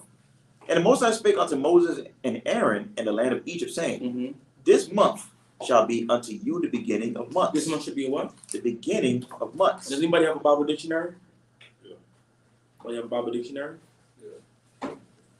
You got one? Look up the word abib for me. So the Most High tells us this month should be the beginning of months. What does that mean if it's the beginning of months for you? New year. It's a new year. Right. This should be the new year. Right. Our new year begins when we became free as a people, as a nation. Go ahead. It shall be the first month of the year to you. The month of what? It shall be the first month of the year to you. Let's see what that first month is right here. Let's see. Let's get Exodus chapter 13 and 4. The book of Exodus, chapter Verse 13 3. and verse 3. And Moses said unto the people, Remember this day. Remember this day, go ahead. In which ye came out from Egypt. So that day that first month is when we came out of Egypt. Go ahead. Out of the house of bondage. Out of the house of bondage, go ahead. For by strength of hand the Most High brought you out from this place. Go ahead. There shall no leavened bread be eaten. Go ahead. This day came ye out in the month of Abib. The month of what? Month of The Abib. month of who? Month of Abib. The month of Abib, or Abayab in the Hebrew. Go ahead. And it shall be when the Most High shall bring thee into the land of the Canaanites. So that's it. So it's the month of Abib. So when is the month of Abib? When's the month of Abib? This is my question to the room. When's the month of Abib? When's the month of Abib? Sometimes it starts in April or early March. Okay, so let's get the definition. Bring it up, Babusha. The month of Abib. No, I'm bringing it up so you can read it. So you can read it. Probably can't be able to read it. We're gonna get the Hebrew word for the month for Abib as well, because it gives you an idea of when the month of Abib. What's supposed to be going on around the month of Abib? Go ahead. All right. Definition of Abib in the Bible Compact Dictionary. Go ahead. It says an ear of corn. An ear of corn. Go ahead. The pre-exilic name Uh-huh. for the first month of the year. Go ahead. After the exile, the name was changed to Nisan. It fell about the time of our March and early April. So it doesn't say late March, late April. It says March, early April. So between that time period, that's when the Passover will fall. And that's the month of Abib. Month of Abib will always fall within March, early April. So should the new year begin in the summer, winter, right, in the fall? Definitely not. No, what's supposed to be going around in the month of Abib? What season are we in? We're in spring. Starting to be spring soon. When we go into that definition for the month of Abib, it says fresh young barley, ears barley, month of ear forming, of greening of crops. When something is greening, that means they're all growing back up again. Everything is sprouting fresh and new. Right. So that's the sign when we should know when it's Abib again. And right now, everything is dying off right now. Then soon, around this March and April, what should we see? Mangoes. We should start seeing things start coming back. Right. You see the animals getting busy and etc. Right. All these things should be going on around that month of Abib. Go ahead. The book of Exodus chapter 12 and verse 3. Go ahead. Speak ye unto all the congregation of Israel, saying, In the 10th day of this month, they shall take to them every man, okay, a lamb, And what? a lamb, Okay, who? a lamb. Now we're getting the instructions for the Passover. So on the 10th day of the first month, what should happen? Supposed to prepare your You should already be picking the lamb. yeah. All right, this is how you keep the Passover accordingly. Right. You should already be picking up the lamb. It doesn't say the lamb has to have a special diet. It doesn't say you should massage the lamb. It doesn't say you got to pray over the lamb. It doesn't say you have to sing to the lamb. I hear a lot of madness on this. It doesn't say listen. Some people say you got to pray over the lamb and sing to the lamb and give it like a special Publix diet or something like that. It's not in the Torah. All right? It says that you should pick the lamb on the 10th day. Right? Why should we be picking the lamb on the 10th day? Making sure there's nothing wrong with it. Right. There's no blemishes. It doesn't have any infected with anything or anything like that. There's nothing wrong with it on that 10th day. So you should already have your lamb picked out on the 10th day. Go ahead. According to the house of their fathers, a lamb for an house. A lamb for what? A lamb for an house. And if the household be too little for the lamb, Go ahead. let him and his neighbor next unto his house take it according to the number of the souls. So what should we be doing? Let's say it's just you and your wife, right? You guys have a whole lamb, year-old lamb. Is that what should you do with it if Matata don't got no lamb? You should invite him and his I believe he has a son and 2 daughters, right? You have 2 daughters, right? You should invite him, his son, and his 2 daughters over to eat that lamb with you. It's not my lamb, me, myself, and I. And I'm gonna save the lamb for tomorrow. It's not about that.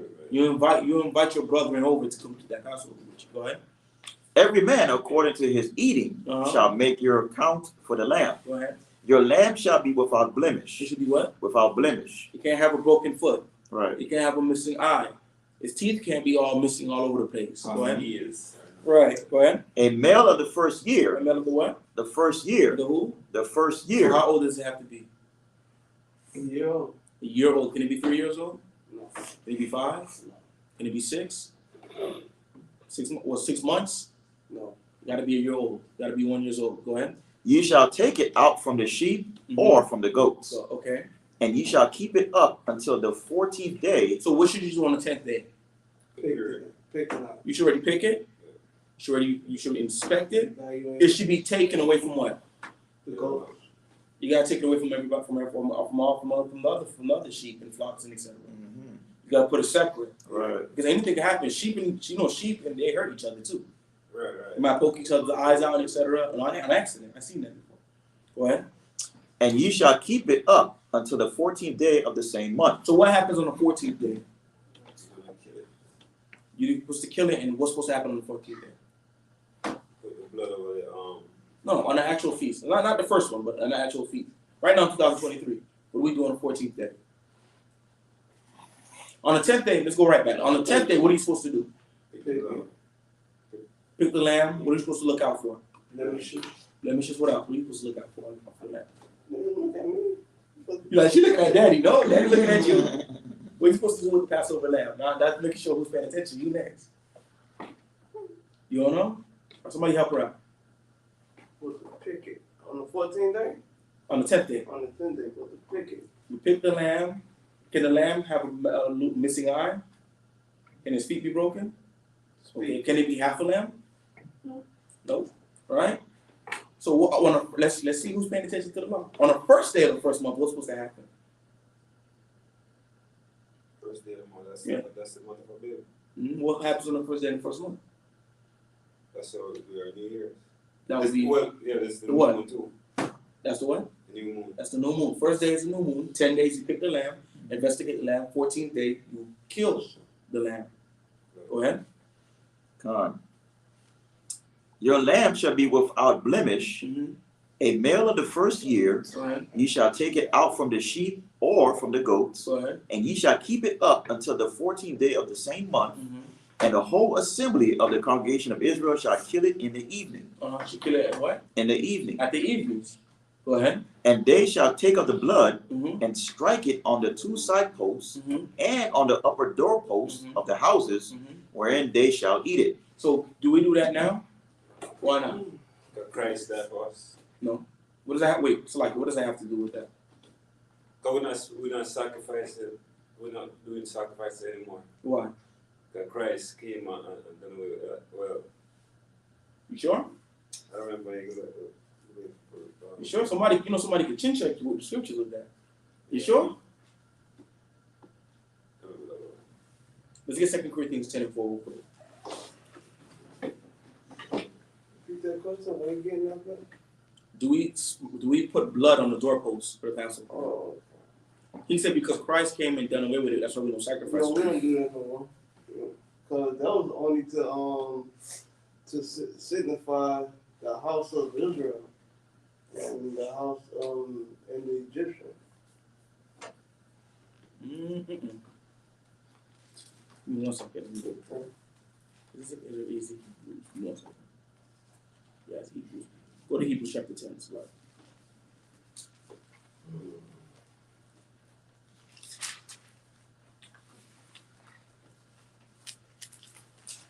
I want you to start from 10 and 1 because you're not the only one that have this misconception. Yahawah did not come to do away with the sacrificial law. What Yahawah came to do is to fulfill the sacrifice for sins. When you sin, what would we do? Sacrifice. We would sacrifice sin offerings. Does every sacrifice have to do with sin? No. So how did he come and abolish all the laws of sacrifice if all of them don't have to do with sin? Because now we don't offer, even in the kingdom of heaven, will we do offerings for sins? No. Why? We're not going to We're sin. not going to be able to sin. When we sin now, what do? We Forgiveness, repent. We repent in the name of who? If in Mashiach Yahawah, we don't do it again. We don't do sacrifices, no one, because the Levitical priesthood is not up no more. There's no standing temple. But when Yahawah was gone, we still did sacrifices after Yahawah left. We're going to prove that real quick. For sin? Huh? For sin? Not for sin. Well, I believe, no, not for sin. To my knowledge. Let's read that in Hebrews 10 real quick. Start from verse 1. The book of Hebrews, chapter 10, verse 1. Go ahead. For the law having a shadow of good things to come, Go ahead. and not the very image of the things, can never, with those sacrifices which they offered year by year continually, make the comers thereunto perfect. Mm-hmm. For then would they not have ceased to be offered, Mm-hmm. because that the worshippers once purged should have had no more conscience of sins. But in those sacrifices there is a remembrance again made of sins every year. Mm-hmm. For it is not possible Right. that the blood of bulls and of goats should take away sins. Take away for what? What are we addressing? Sacrifice for what? For sins. Not sacrifices for free will offerings or drink offerings. There's sacrifices that you have to give for the Sabbath day in Numbers 28. Sacrifices have to be given up every day at the morning and evening, daily for the Most High. None of those sacrifices have to do with sins. None of them. There's many sacrifices. Meal offerings, drink offerings, heave offerings.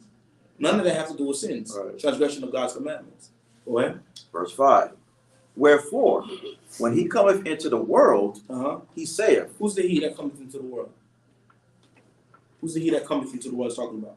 It's talking about Yahawah. Go ahead. sacrifice and offering thou wouldest not, but a body hast thou prepared me. So his body was that lamb, that sacrificial lamb for the children of Israel.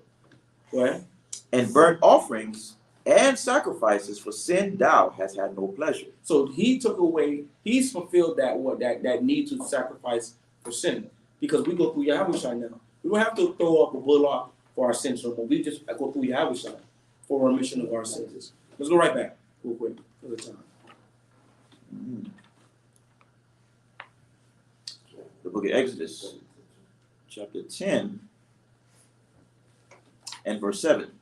And they shall take of the blood and strike it on the two side posts and on the upper doorposts of the houses wherein they shall eat it. And they shall eat the flesh in that night, roast with fire and unleavened bread, and with bitter herbs they shall eat it. So it should be roast with fire. Go ahead. Bitter herbs and bread. So what should you eat for the Passover? Bread. Bread. What else? Unleavened bread. What else? 11 bread. Said 3 things. Hot dogs.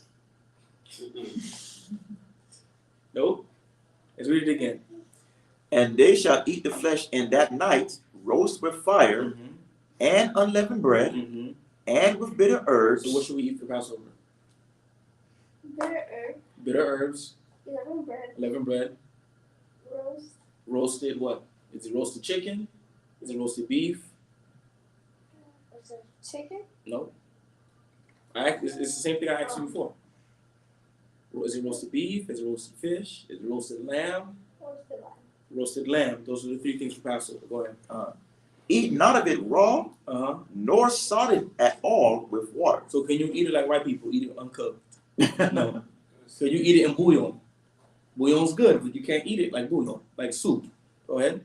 But roast with fire. Uh-huh. His head and his legs, Mhm. and with the purtenance thereof. Uh-huh.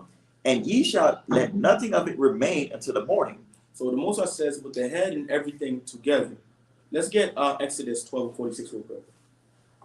Verse 46. Exodus chapter 12, verse 46.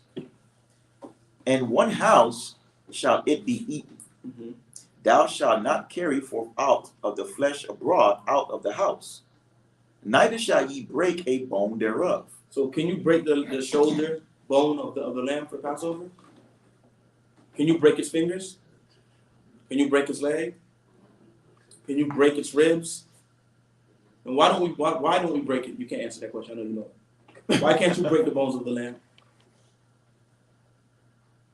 What is this supposed to signify? Christ. How? Because that's how Christ he did have broken bones when he was crucified. Exactly. Mhm. That's in John 19:37. Great job. Mhm. Because Yahawah's bones wasn't broken Yeah. when he was taken off the cross. Right. Usually they'll break the legs of the people that they crucified, the Romans. But Yahawah's they didn't have to break. Yeah. That's why we don't break the bones of the lamb, because Yahawah's bones wasn't broken. So when you break the bones of the lamb, you just defile the whole Passover lamb. So let's go right back. Book of Exodus chapter 12 and verse 10. And ye shall let nothing of it remain until the morning, Mm-hmm. and that which remaineth of it until the morning ye shall burn with fire. All right. And thus shall ye eat it, with your loins girded, your shoes on your feet, Mm-hmm. and your staff in your hand. Mm-hmm. And ye shall eat it in haste. So it says that you can't leave none of it to the next day. So whatever we don't finish, we have to burn it. Now I see now you paying attention, because I'll ask you again, right? You don't leave the Passover for leftovers. Right. And you would have to, in this time, with your staff in your hands, your loins girded, and your shoes tied. Why? We're about to leave. Right. Like, do you have to have your staff in your hand, your belt tied tight, and your Skechers sneakers tied on your shoes at the Passover? No, we don't have to do that. We did that time Mm-hmm. because we knew we were about to leave. We don't know if we're about to leave. Right. It's not something that's mandatory for the Passover. Go ahead. It is the Most High's Passover. Uh-huh. For I will pass through the land of Egypt this night, Mm-hmm. and will smite all the firstborn in the land of Egypt, Go ahead. both man and beast. Mm-hmm. And against all the gods of Egypt I will execute judgment. I am the Most High. Mm-hmm. And the blood shall be to you for a token upon the houses wherein ye are. Go ahead. And when I see the blood, I will pass over you, Mm-hmm. and the plague shall not be upon you to destroy you. So this is the purpose why we put the blood on the sides. Mm-hmm. So when that death angel is going through, it sees, okay, this person was obedient. All right. Let me just keep it pushing. Because that's not the Egyptian, that's the Israelite there. Let me keep it pushing. Mm-hmm. Go ahead. When I smite the land of Egypt, Go ahead. and this day shall be unto you for a memorial, Mm-hmm. and ye shall keep it a feast to the Most High throughout your generations. Go ahead. Ye shall keep it a feast by an ordinance forever. Mm-hmm. 7 days shall ye eat unleavened bread. Right. Even the first day ye shall put away leaven out of your houses. So within those 7 days after the Passover, because at nighttime it begins the Feast of Unleavened Bread. What does this mean to have unleavened bread? What does unleavened mean? What does that mean? Anybody can answer that. What does that mean? Yeast. Can't have anything that make the bread rise up. Right. So you can't eat Wonder Bread. Go ahead. Why was that? I never understood why. Because the yeast is supposed to represent your sins Mhm. Oh, being purged out. All right. That's the like I don't believe it's called a metaphor, right? Mm-hmm. That's the metaphor for it. Your sins being purged out. That's why you get it out of your house. And two, during that time in Egypt, we didn't have time to knead it and put Right. yeast and stuff like that. Yeah. We was about to leave in the morning. Mm-hmm. We didn't have time for all of that. So go ahead. For whosoever eateth leavened bread from the first day unto the seventh day, Mm-hmm. that soul shall be cut off from Israel. That means you're gonna be killed if you eat leavened bread. Now you woke up, right? So you can't eat hot dogs during a feast of leavened bread. Most of God say He's gonna come get you. Go ahead. And in the first day Go ahead. there shall be an holy convocation, Mm-hmm. and in the seventh day there shall be an holy convocation to you. So on the first day there should be a holy convocation. And on the 7th day, what does it mean to have a holy convocation? What does it mean to have a holy convocation? Holy gathering. A holy gathering, right? An appointed place at an appointed time. The same way we show up for the Passover on the first day, everybody's deep. We gotta start, as a people, we gotta start transitioning that over for the Shabbat. We gotta start doing that. Because the Sabbath starts what? Friday evening, right? Nobody shows up to an event late, right? At something important late. If you got jury duty at 9, you're not gonna show up at 12 p.m. It's the same thing with the Sabbath. We gotta start taking an initiative as a people and as a body. Sabbath begins on Friday night. We show up Friday night, not when it's over, about to be over Saturday afternoon. That's backwards. So let's go. No matter of work shall be done in them. So no matter of work, you can't get work overtime. You can't do servile work. You can't do yard work on that time. Go ahead. Save that which every man must eat, that only may be done of you. So anything that it takes to build or make the feast happen, that's what we could do. Go ahead. And ye shall observe the feast of unleavened bread. For in this selfsame day have I brought your armies out of the land of Egypt. Therefore shall ye observe this day in your generations by an ordinance forever. In the first month, on the 14th day of the month at even, ye shall eat unleavened bread, until the 21st day of the month at even. 7 days shall there be no leaven found in your houses. For whosoever eateth that which is leavened, even that soul shall be cut off from the congregation of Israel, whether he be a stranger or born in the land. Ye shall eat nothing leavened, and all your habitations shall ye eat unleavened bread. Then Moses called for all the elders of Israel and said unto them, Draw out and take you a lamb according to your families, and kill the Passover. And ye shall take a bunch of hyssop, and dip it in the blood that is in the basin, and strike the lintel and the 2 side posts with the blood that is in the basin. And none of you shall go out at the door of his house until the morning. So nobody's allowed to leave outside of the house during the Passover night. So why can't we leave outside the Passover, outside of your door during the Passover night?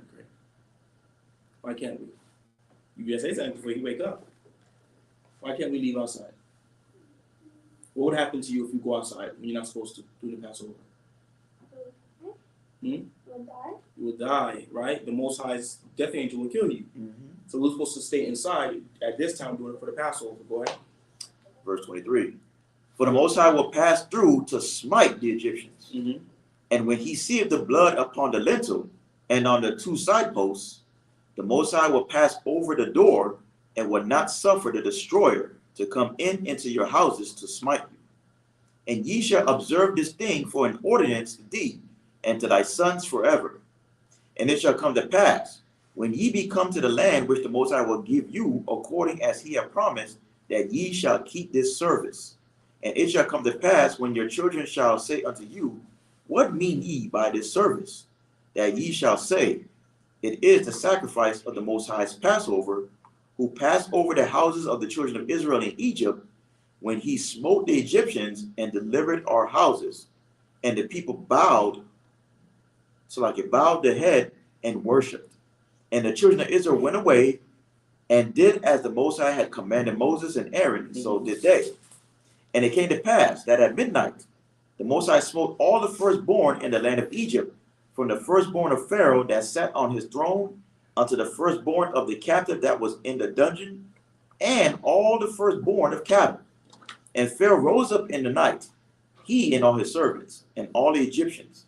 And there was a great cry in Egypt, for there was not a house where there was not one dead. And he called for Moses and Aaron by night and said, Rise up, and get you forth from among my people, both ye and the children of Israel, and go serve the Most High as ye have said. Also take your flocks and your herds as ye have said, and be gone, and bless me also. And the Egyptians were urgent upon the people, that they might send them out of the land in haste. For they said, We be all dead men. And the people took their dough before it was leavened, their kneading troughs being bound up in their clothes upon their shoulders. And the children of Israel did according to the word of Moses. And they borrowed the Egyptians jewels of silver and jewels of gold and raiment. And the Most High gave the people favor in the sight of the Egyptians, so that they lent unto them such things as they required, and they spoiled the Egyptians. And the children of Israel journeyed from Ramses to Succoth, about 600,000 on foot, that were men besides children. So we left 600,000 on foot. We went into Egypt as 70 people deep. 70 people, and in less than 500 years, we became over a population of over 1 million people deep. And the Most High had the Egyptians, we took the Egyptian stuff. And later on, we're going to find out what we're going to use the Egyptian stuff for. Go ahead. Verse 38. And a mixed multitude went up also with them, and flocks and herds and very much cattle. And they baked unleavened cakes of the dough which they brought forth out of Egypt, for it was not leavened. For it was not what? Not leavened. This is why we don't eat regular bread during the Passover. Go ahead. Because they were thrust out of Egypt and could not tarry. Neither had they prepared for themselves any victual. So we didn't have enough time to put leaven within the Passover bread. So it said that mixed multitude went out with us. Who was this mixed multitude that went out with us? This is some scriptures that you're going to need soon. Who was this mixed multitude? Were they Israelites too? Or were they heathens? They were heathens, right? A lot of times Christians will go to this and say, see, the Most High God took Israelites and out with the heathens. Did the heathens make it into the land of Israel? Nope. Why you say that? Further on in the chapter, further on, later on in the wilderness, they were destroyed.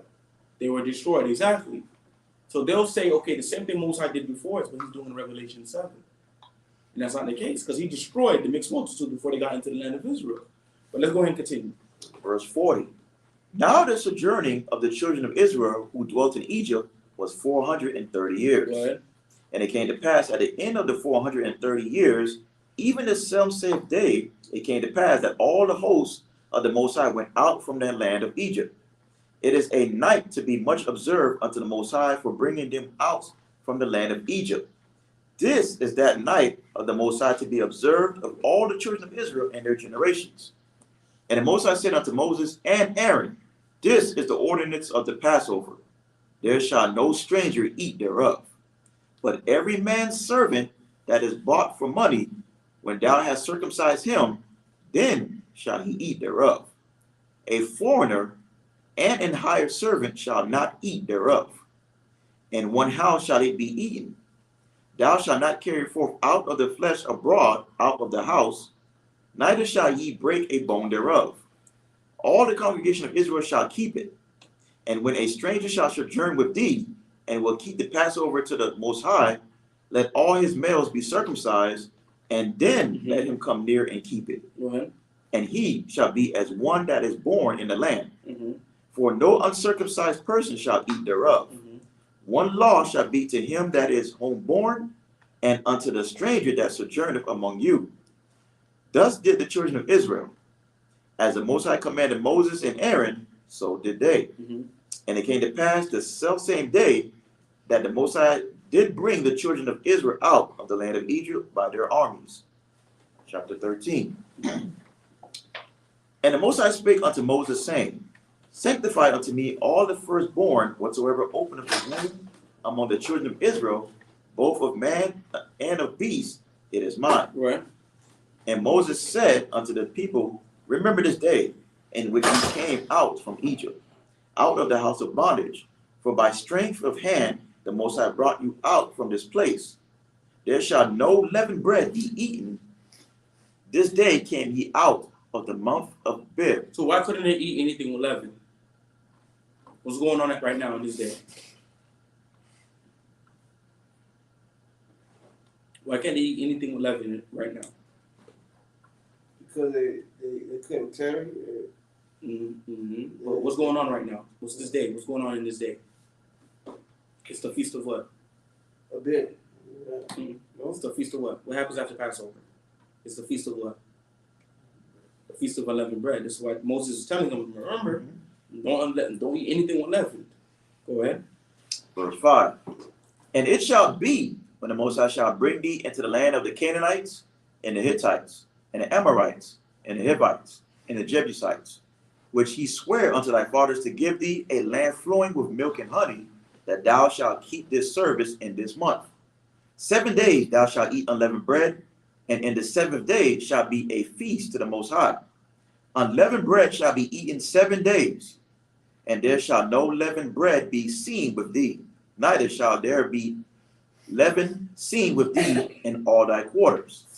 And thou shalt show thy son in that day, saying, This is done because of that which the Most High did unto me when I came forth out of Egypt. And it shall be for a sign unto thee upon thine hand, and for a memorial between thine eyes, that the Most High's law may be in thy mouth. For with a strong hand have the Most High brought thee out of Egypt. Thou shalt therefore keep this ordinance and his season from year to year. And it shall be, when the Most High shall bring thee into the land of the Canaanites, as he sware unto thee and to thy fathers, and shall give it thee, that thou shalt set apart unto the Most High all that openeth the matrix, and every firstling that cometh of beasts which thou hast. The males shall be the Most High's. And every firstling of a donkey thou shalt redeem with a lamb. And if thou wilt not redeem it, then thou shalt break his neck. And all the firstborn of man among thy children shalt thou redeem. And it shall be, when thy son asketh thee in time to come, saying, What is this? That thou shalt say unto him, By strength of the hand of the Most High brought us out of Egypt from the house of bondage. And it came to pass, when Pharaoh would hardly let us go, that the Most High slew all the firstborn in the land of Egypt, both the firstborn of man and the firstborn of beasts. Therefore I sacrifice to the Most High all that open up the matrix, being males. But all the firstborn of thy children I redeem. And it shall be for a token upon thine hand, and for frontlets between thine eyes. For by strength and of hand the Most High brought us forth out of Egypt. To the Most High, round of applause. Definitely an information-packed portion. Definitely a lot of information. We're hoping that the Most High do the same thing again for us as a people. God, all praise to the Most High. Go ahead. So, not too sure, but most likely we may be delivered out of this land right after the Passover. Listen, well, I'll say this, right? There's still some prophecies that have to come to pass, right? Yahawah is not going to return until World War III starts off. He comes in the midst of World War III. Right. When you read 2nd Ezra 13, he's supposed to come in the middle of it happening. That's when they're supposed to redirect this war and go against him. So World War III is not here yet, so we can't say we're going to be delivered. We don't get delivered until Yahawah return yet. All right. Yeah, we get delivered when he comes. Give me Matthew 24.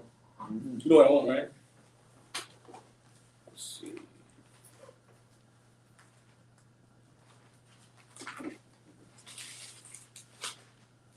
One second. Get that.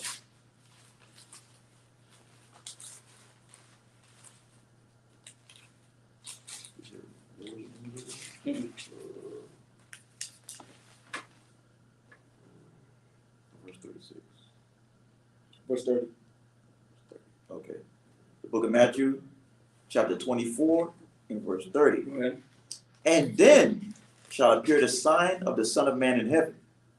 And then shall all the tribes of the earth mourn, and they shall see the Son of Man coming in the clouds of heaven with power and great glory.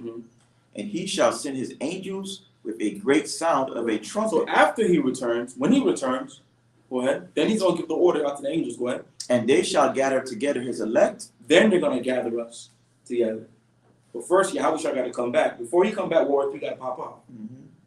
So we're going to know for sure when World War III happened. We don't know how long World War III might last. He might come in the first year of it, the first month of it. Well, Russia and Ukraine been at it for almost a year now, right? Yeah. It's a long time. Right. He may come a year from then. He may come 3 years within that World War III.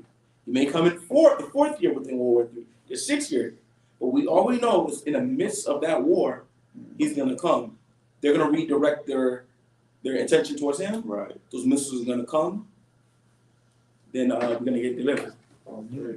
So we just know it's gonna come soon. Because we're exceed the word is going out, right? Prophets all over the place right now. Children are being born in this day. Right. So we know it's gonna start cracking down soon. When you look at America's hitting its debt ceiling, it all plays a role in this country falling. Everything going electric, everything going to cryptocurrency and etc. Russia is rising up at an all-time high. Nation going against nation, etc. The NATO is going at it with each other. These are all indicators that soon it's gonna happen. There's being food shortages. All of that play a role. All these small things play a role. So we hopefully before, how old is your son? 6? Hopefully before he's a teenager, we get out of here. Hopefully. So another announcement is the young brother Kadash has a money pool that I believe that he's overseeing for the school. If anybody wants to get in part of it, you can contact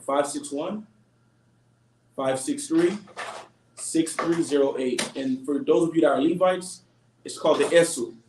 That's what they're doing. So if anybody understand. If anybody wants to get involved in that, it will be 561-563-6308. 561. 563-6308. Anybody want to get involved with the money pool that they're doing in the school? The ESU. The number again is 561-563-6308. All right.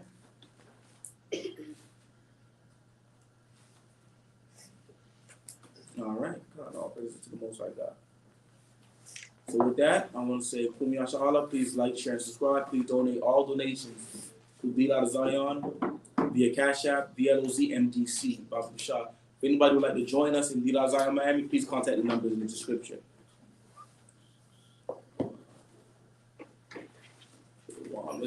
Amadium, Upanya, Hakodam, rising face to east.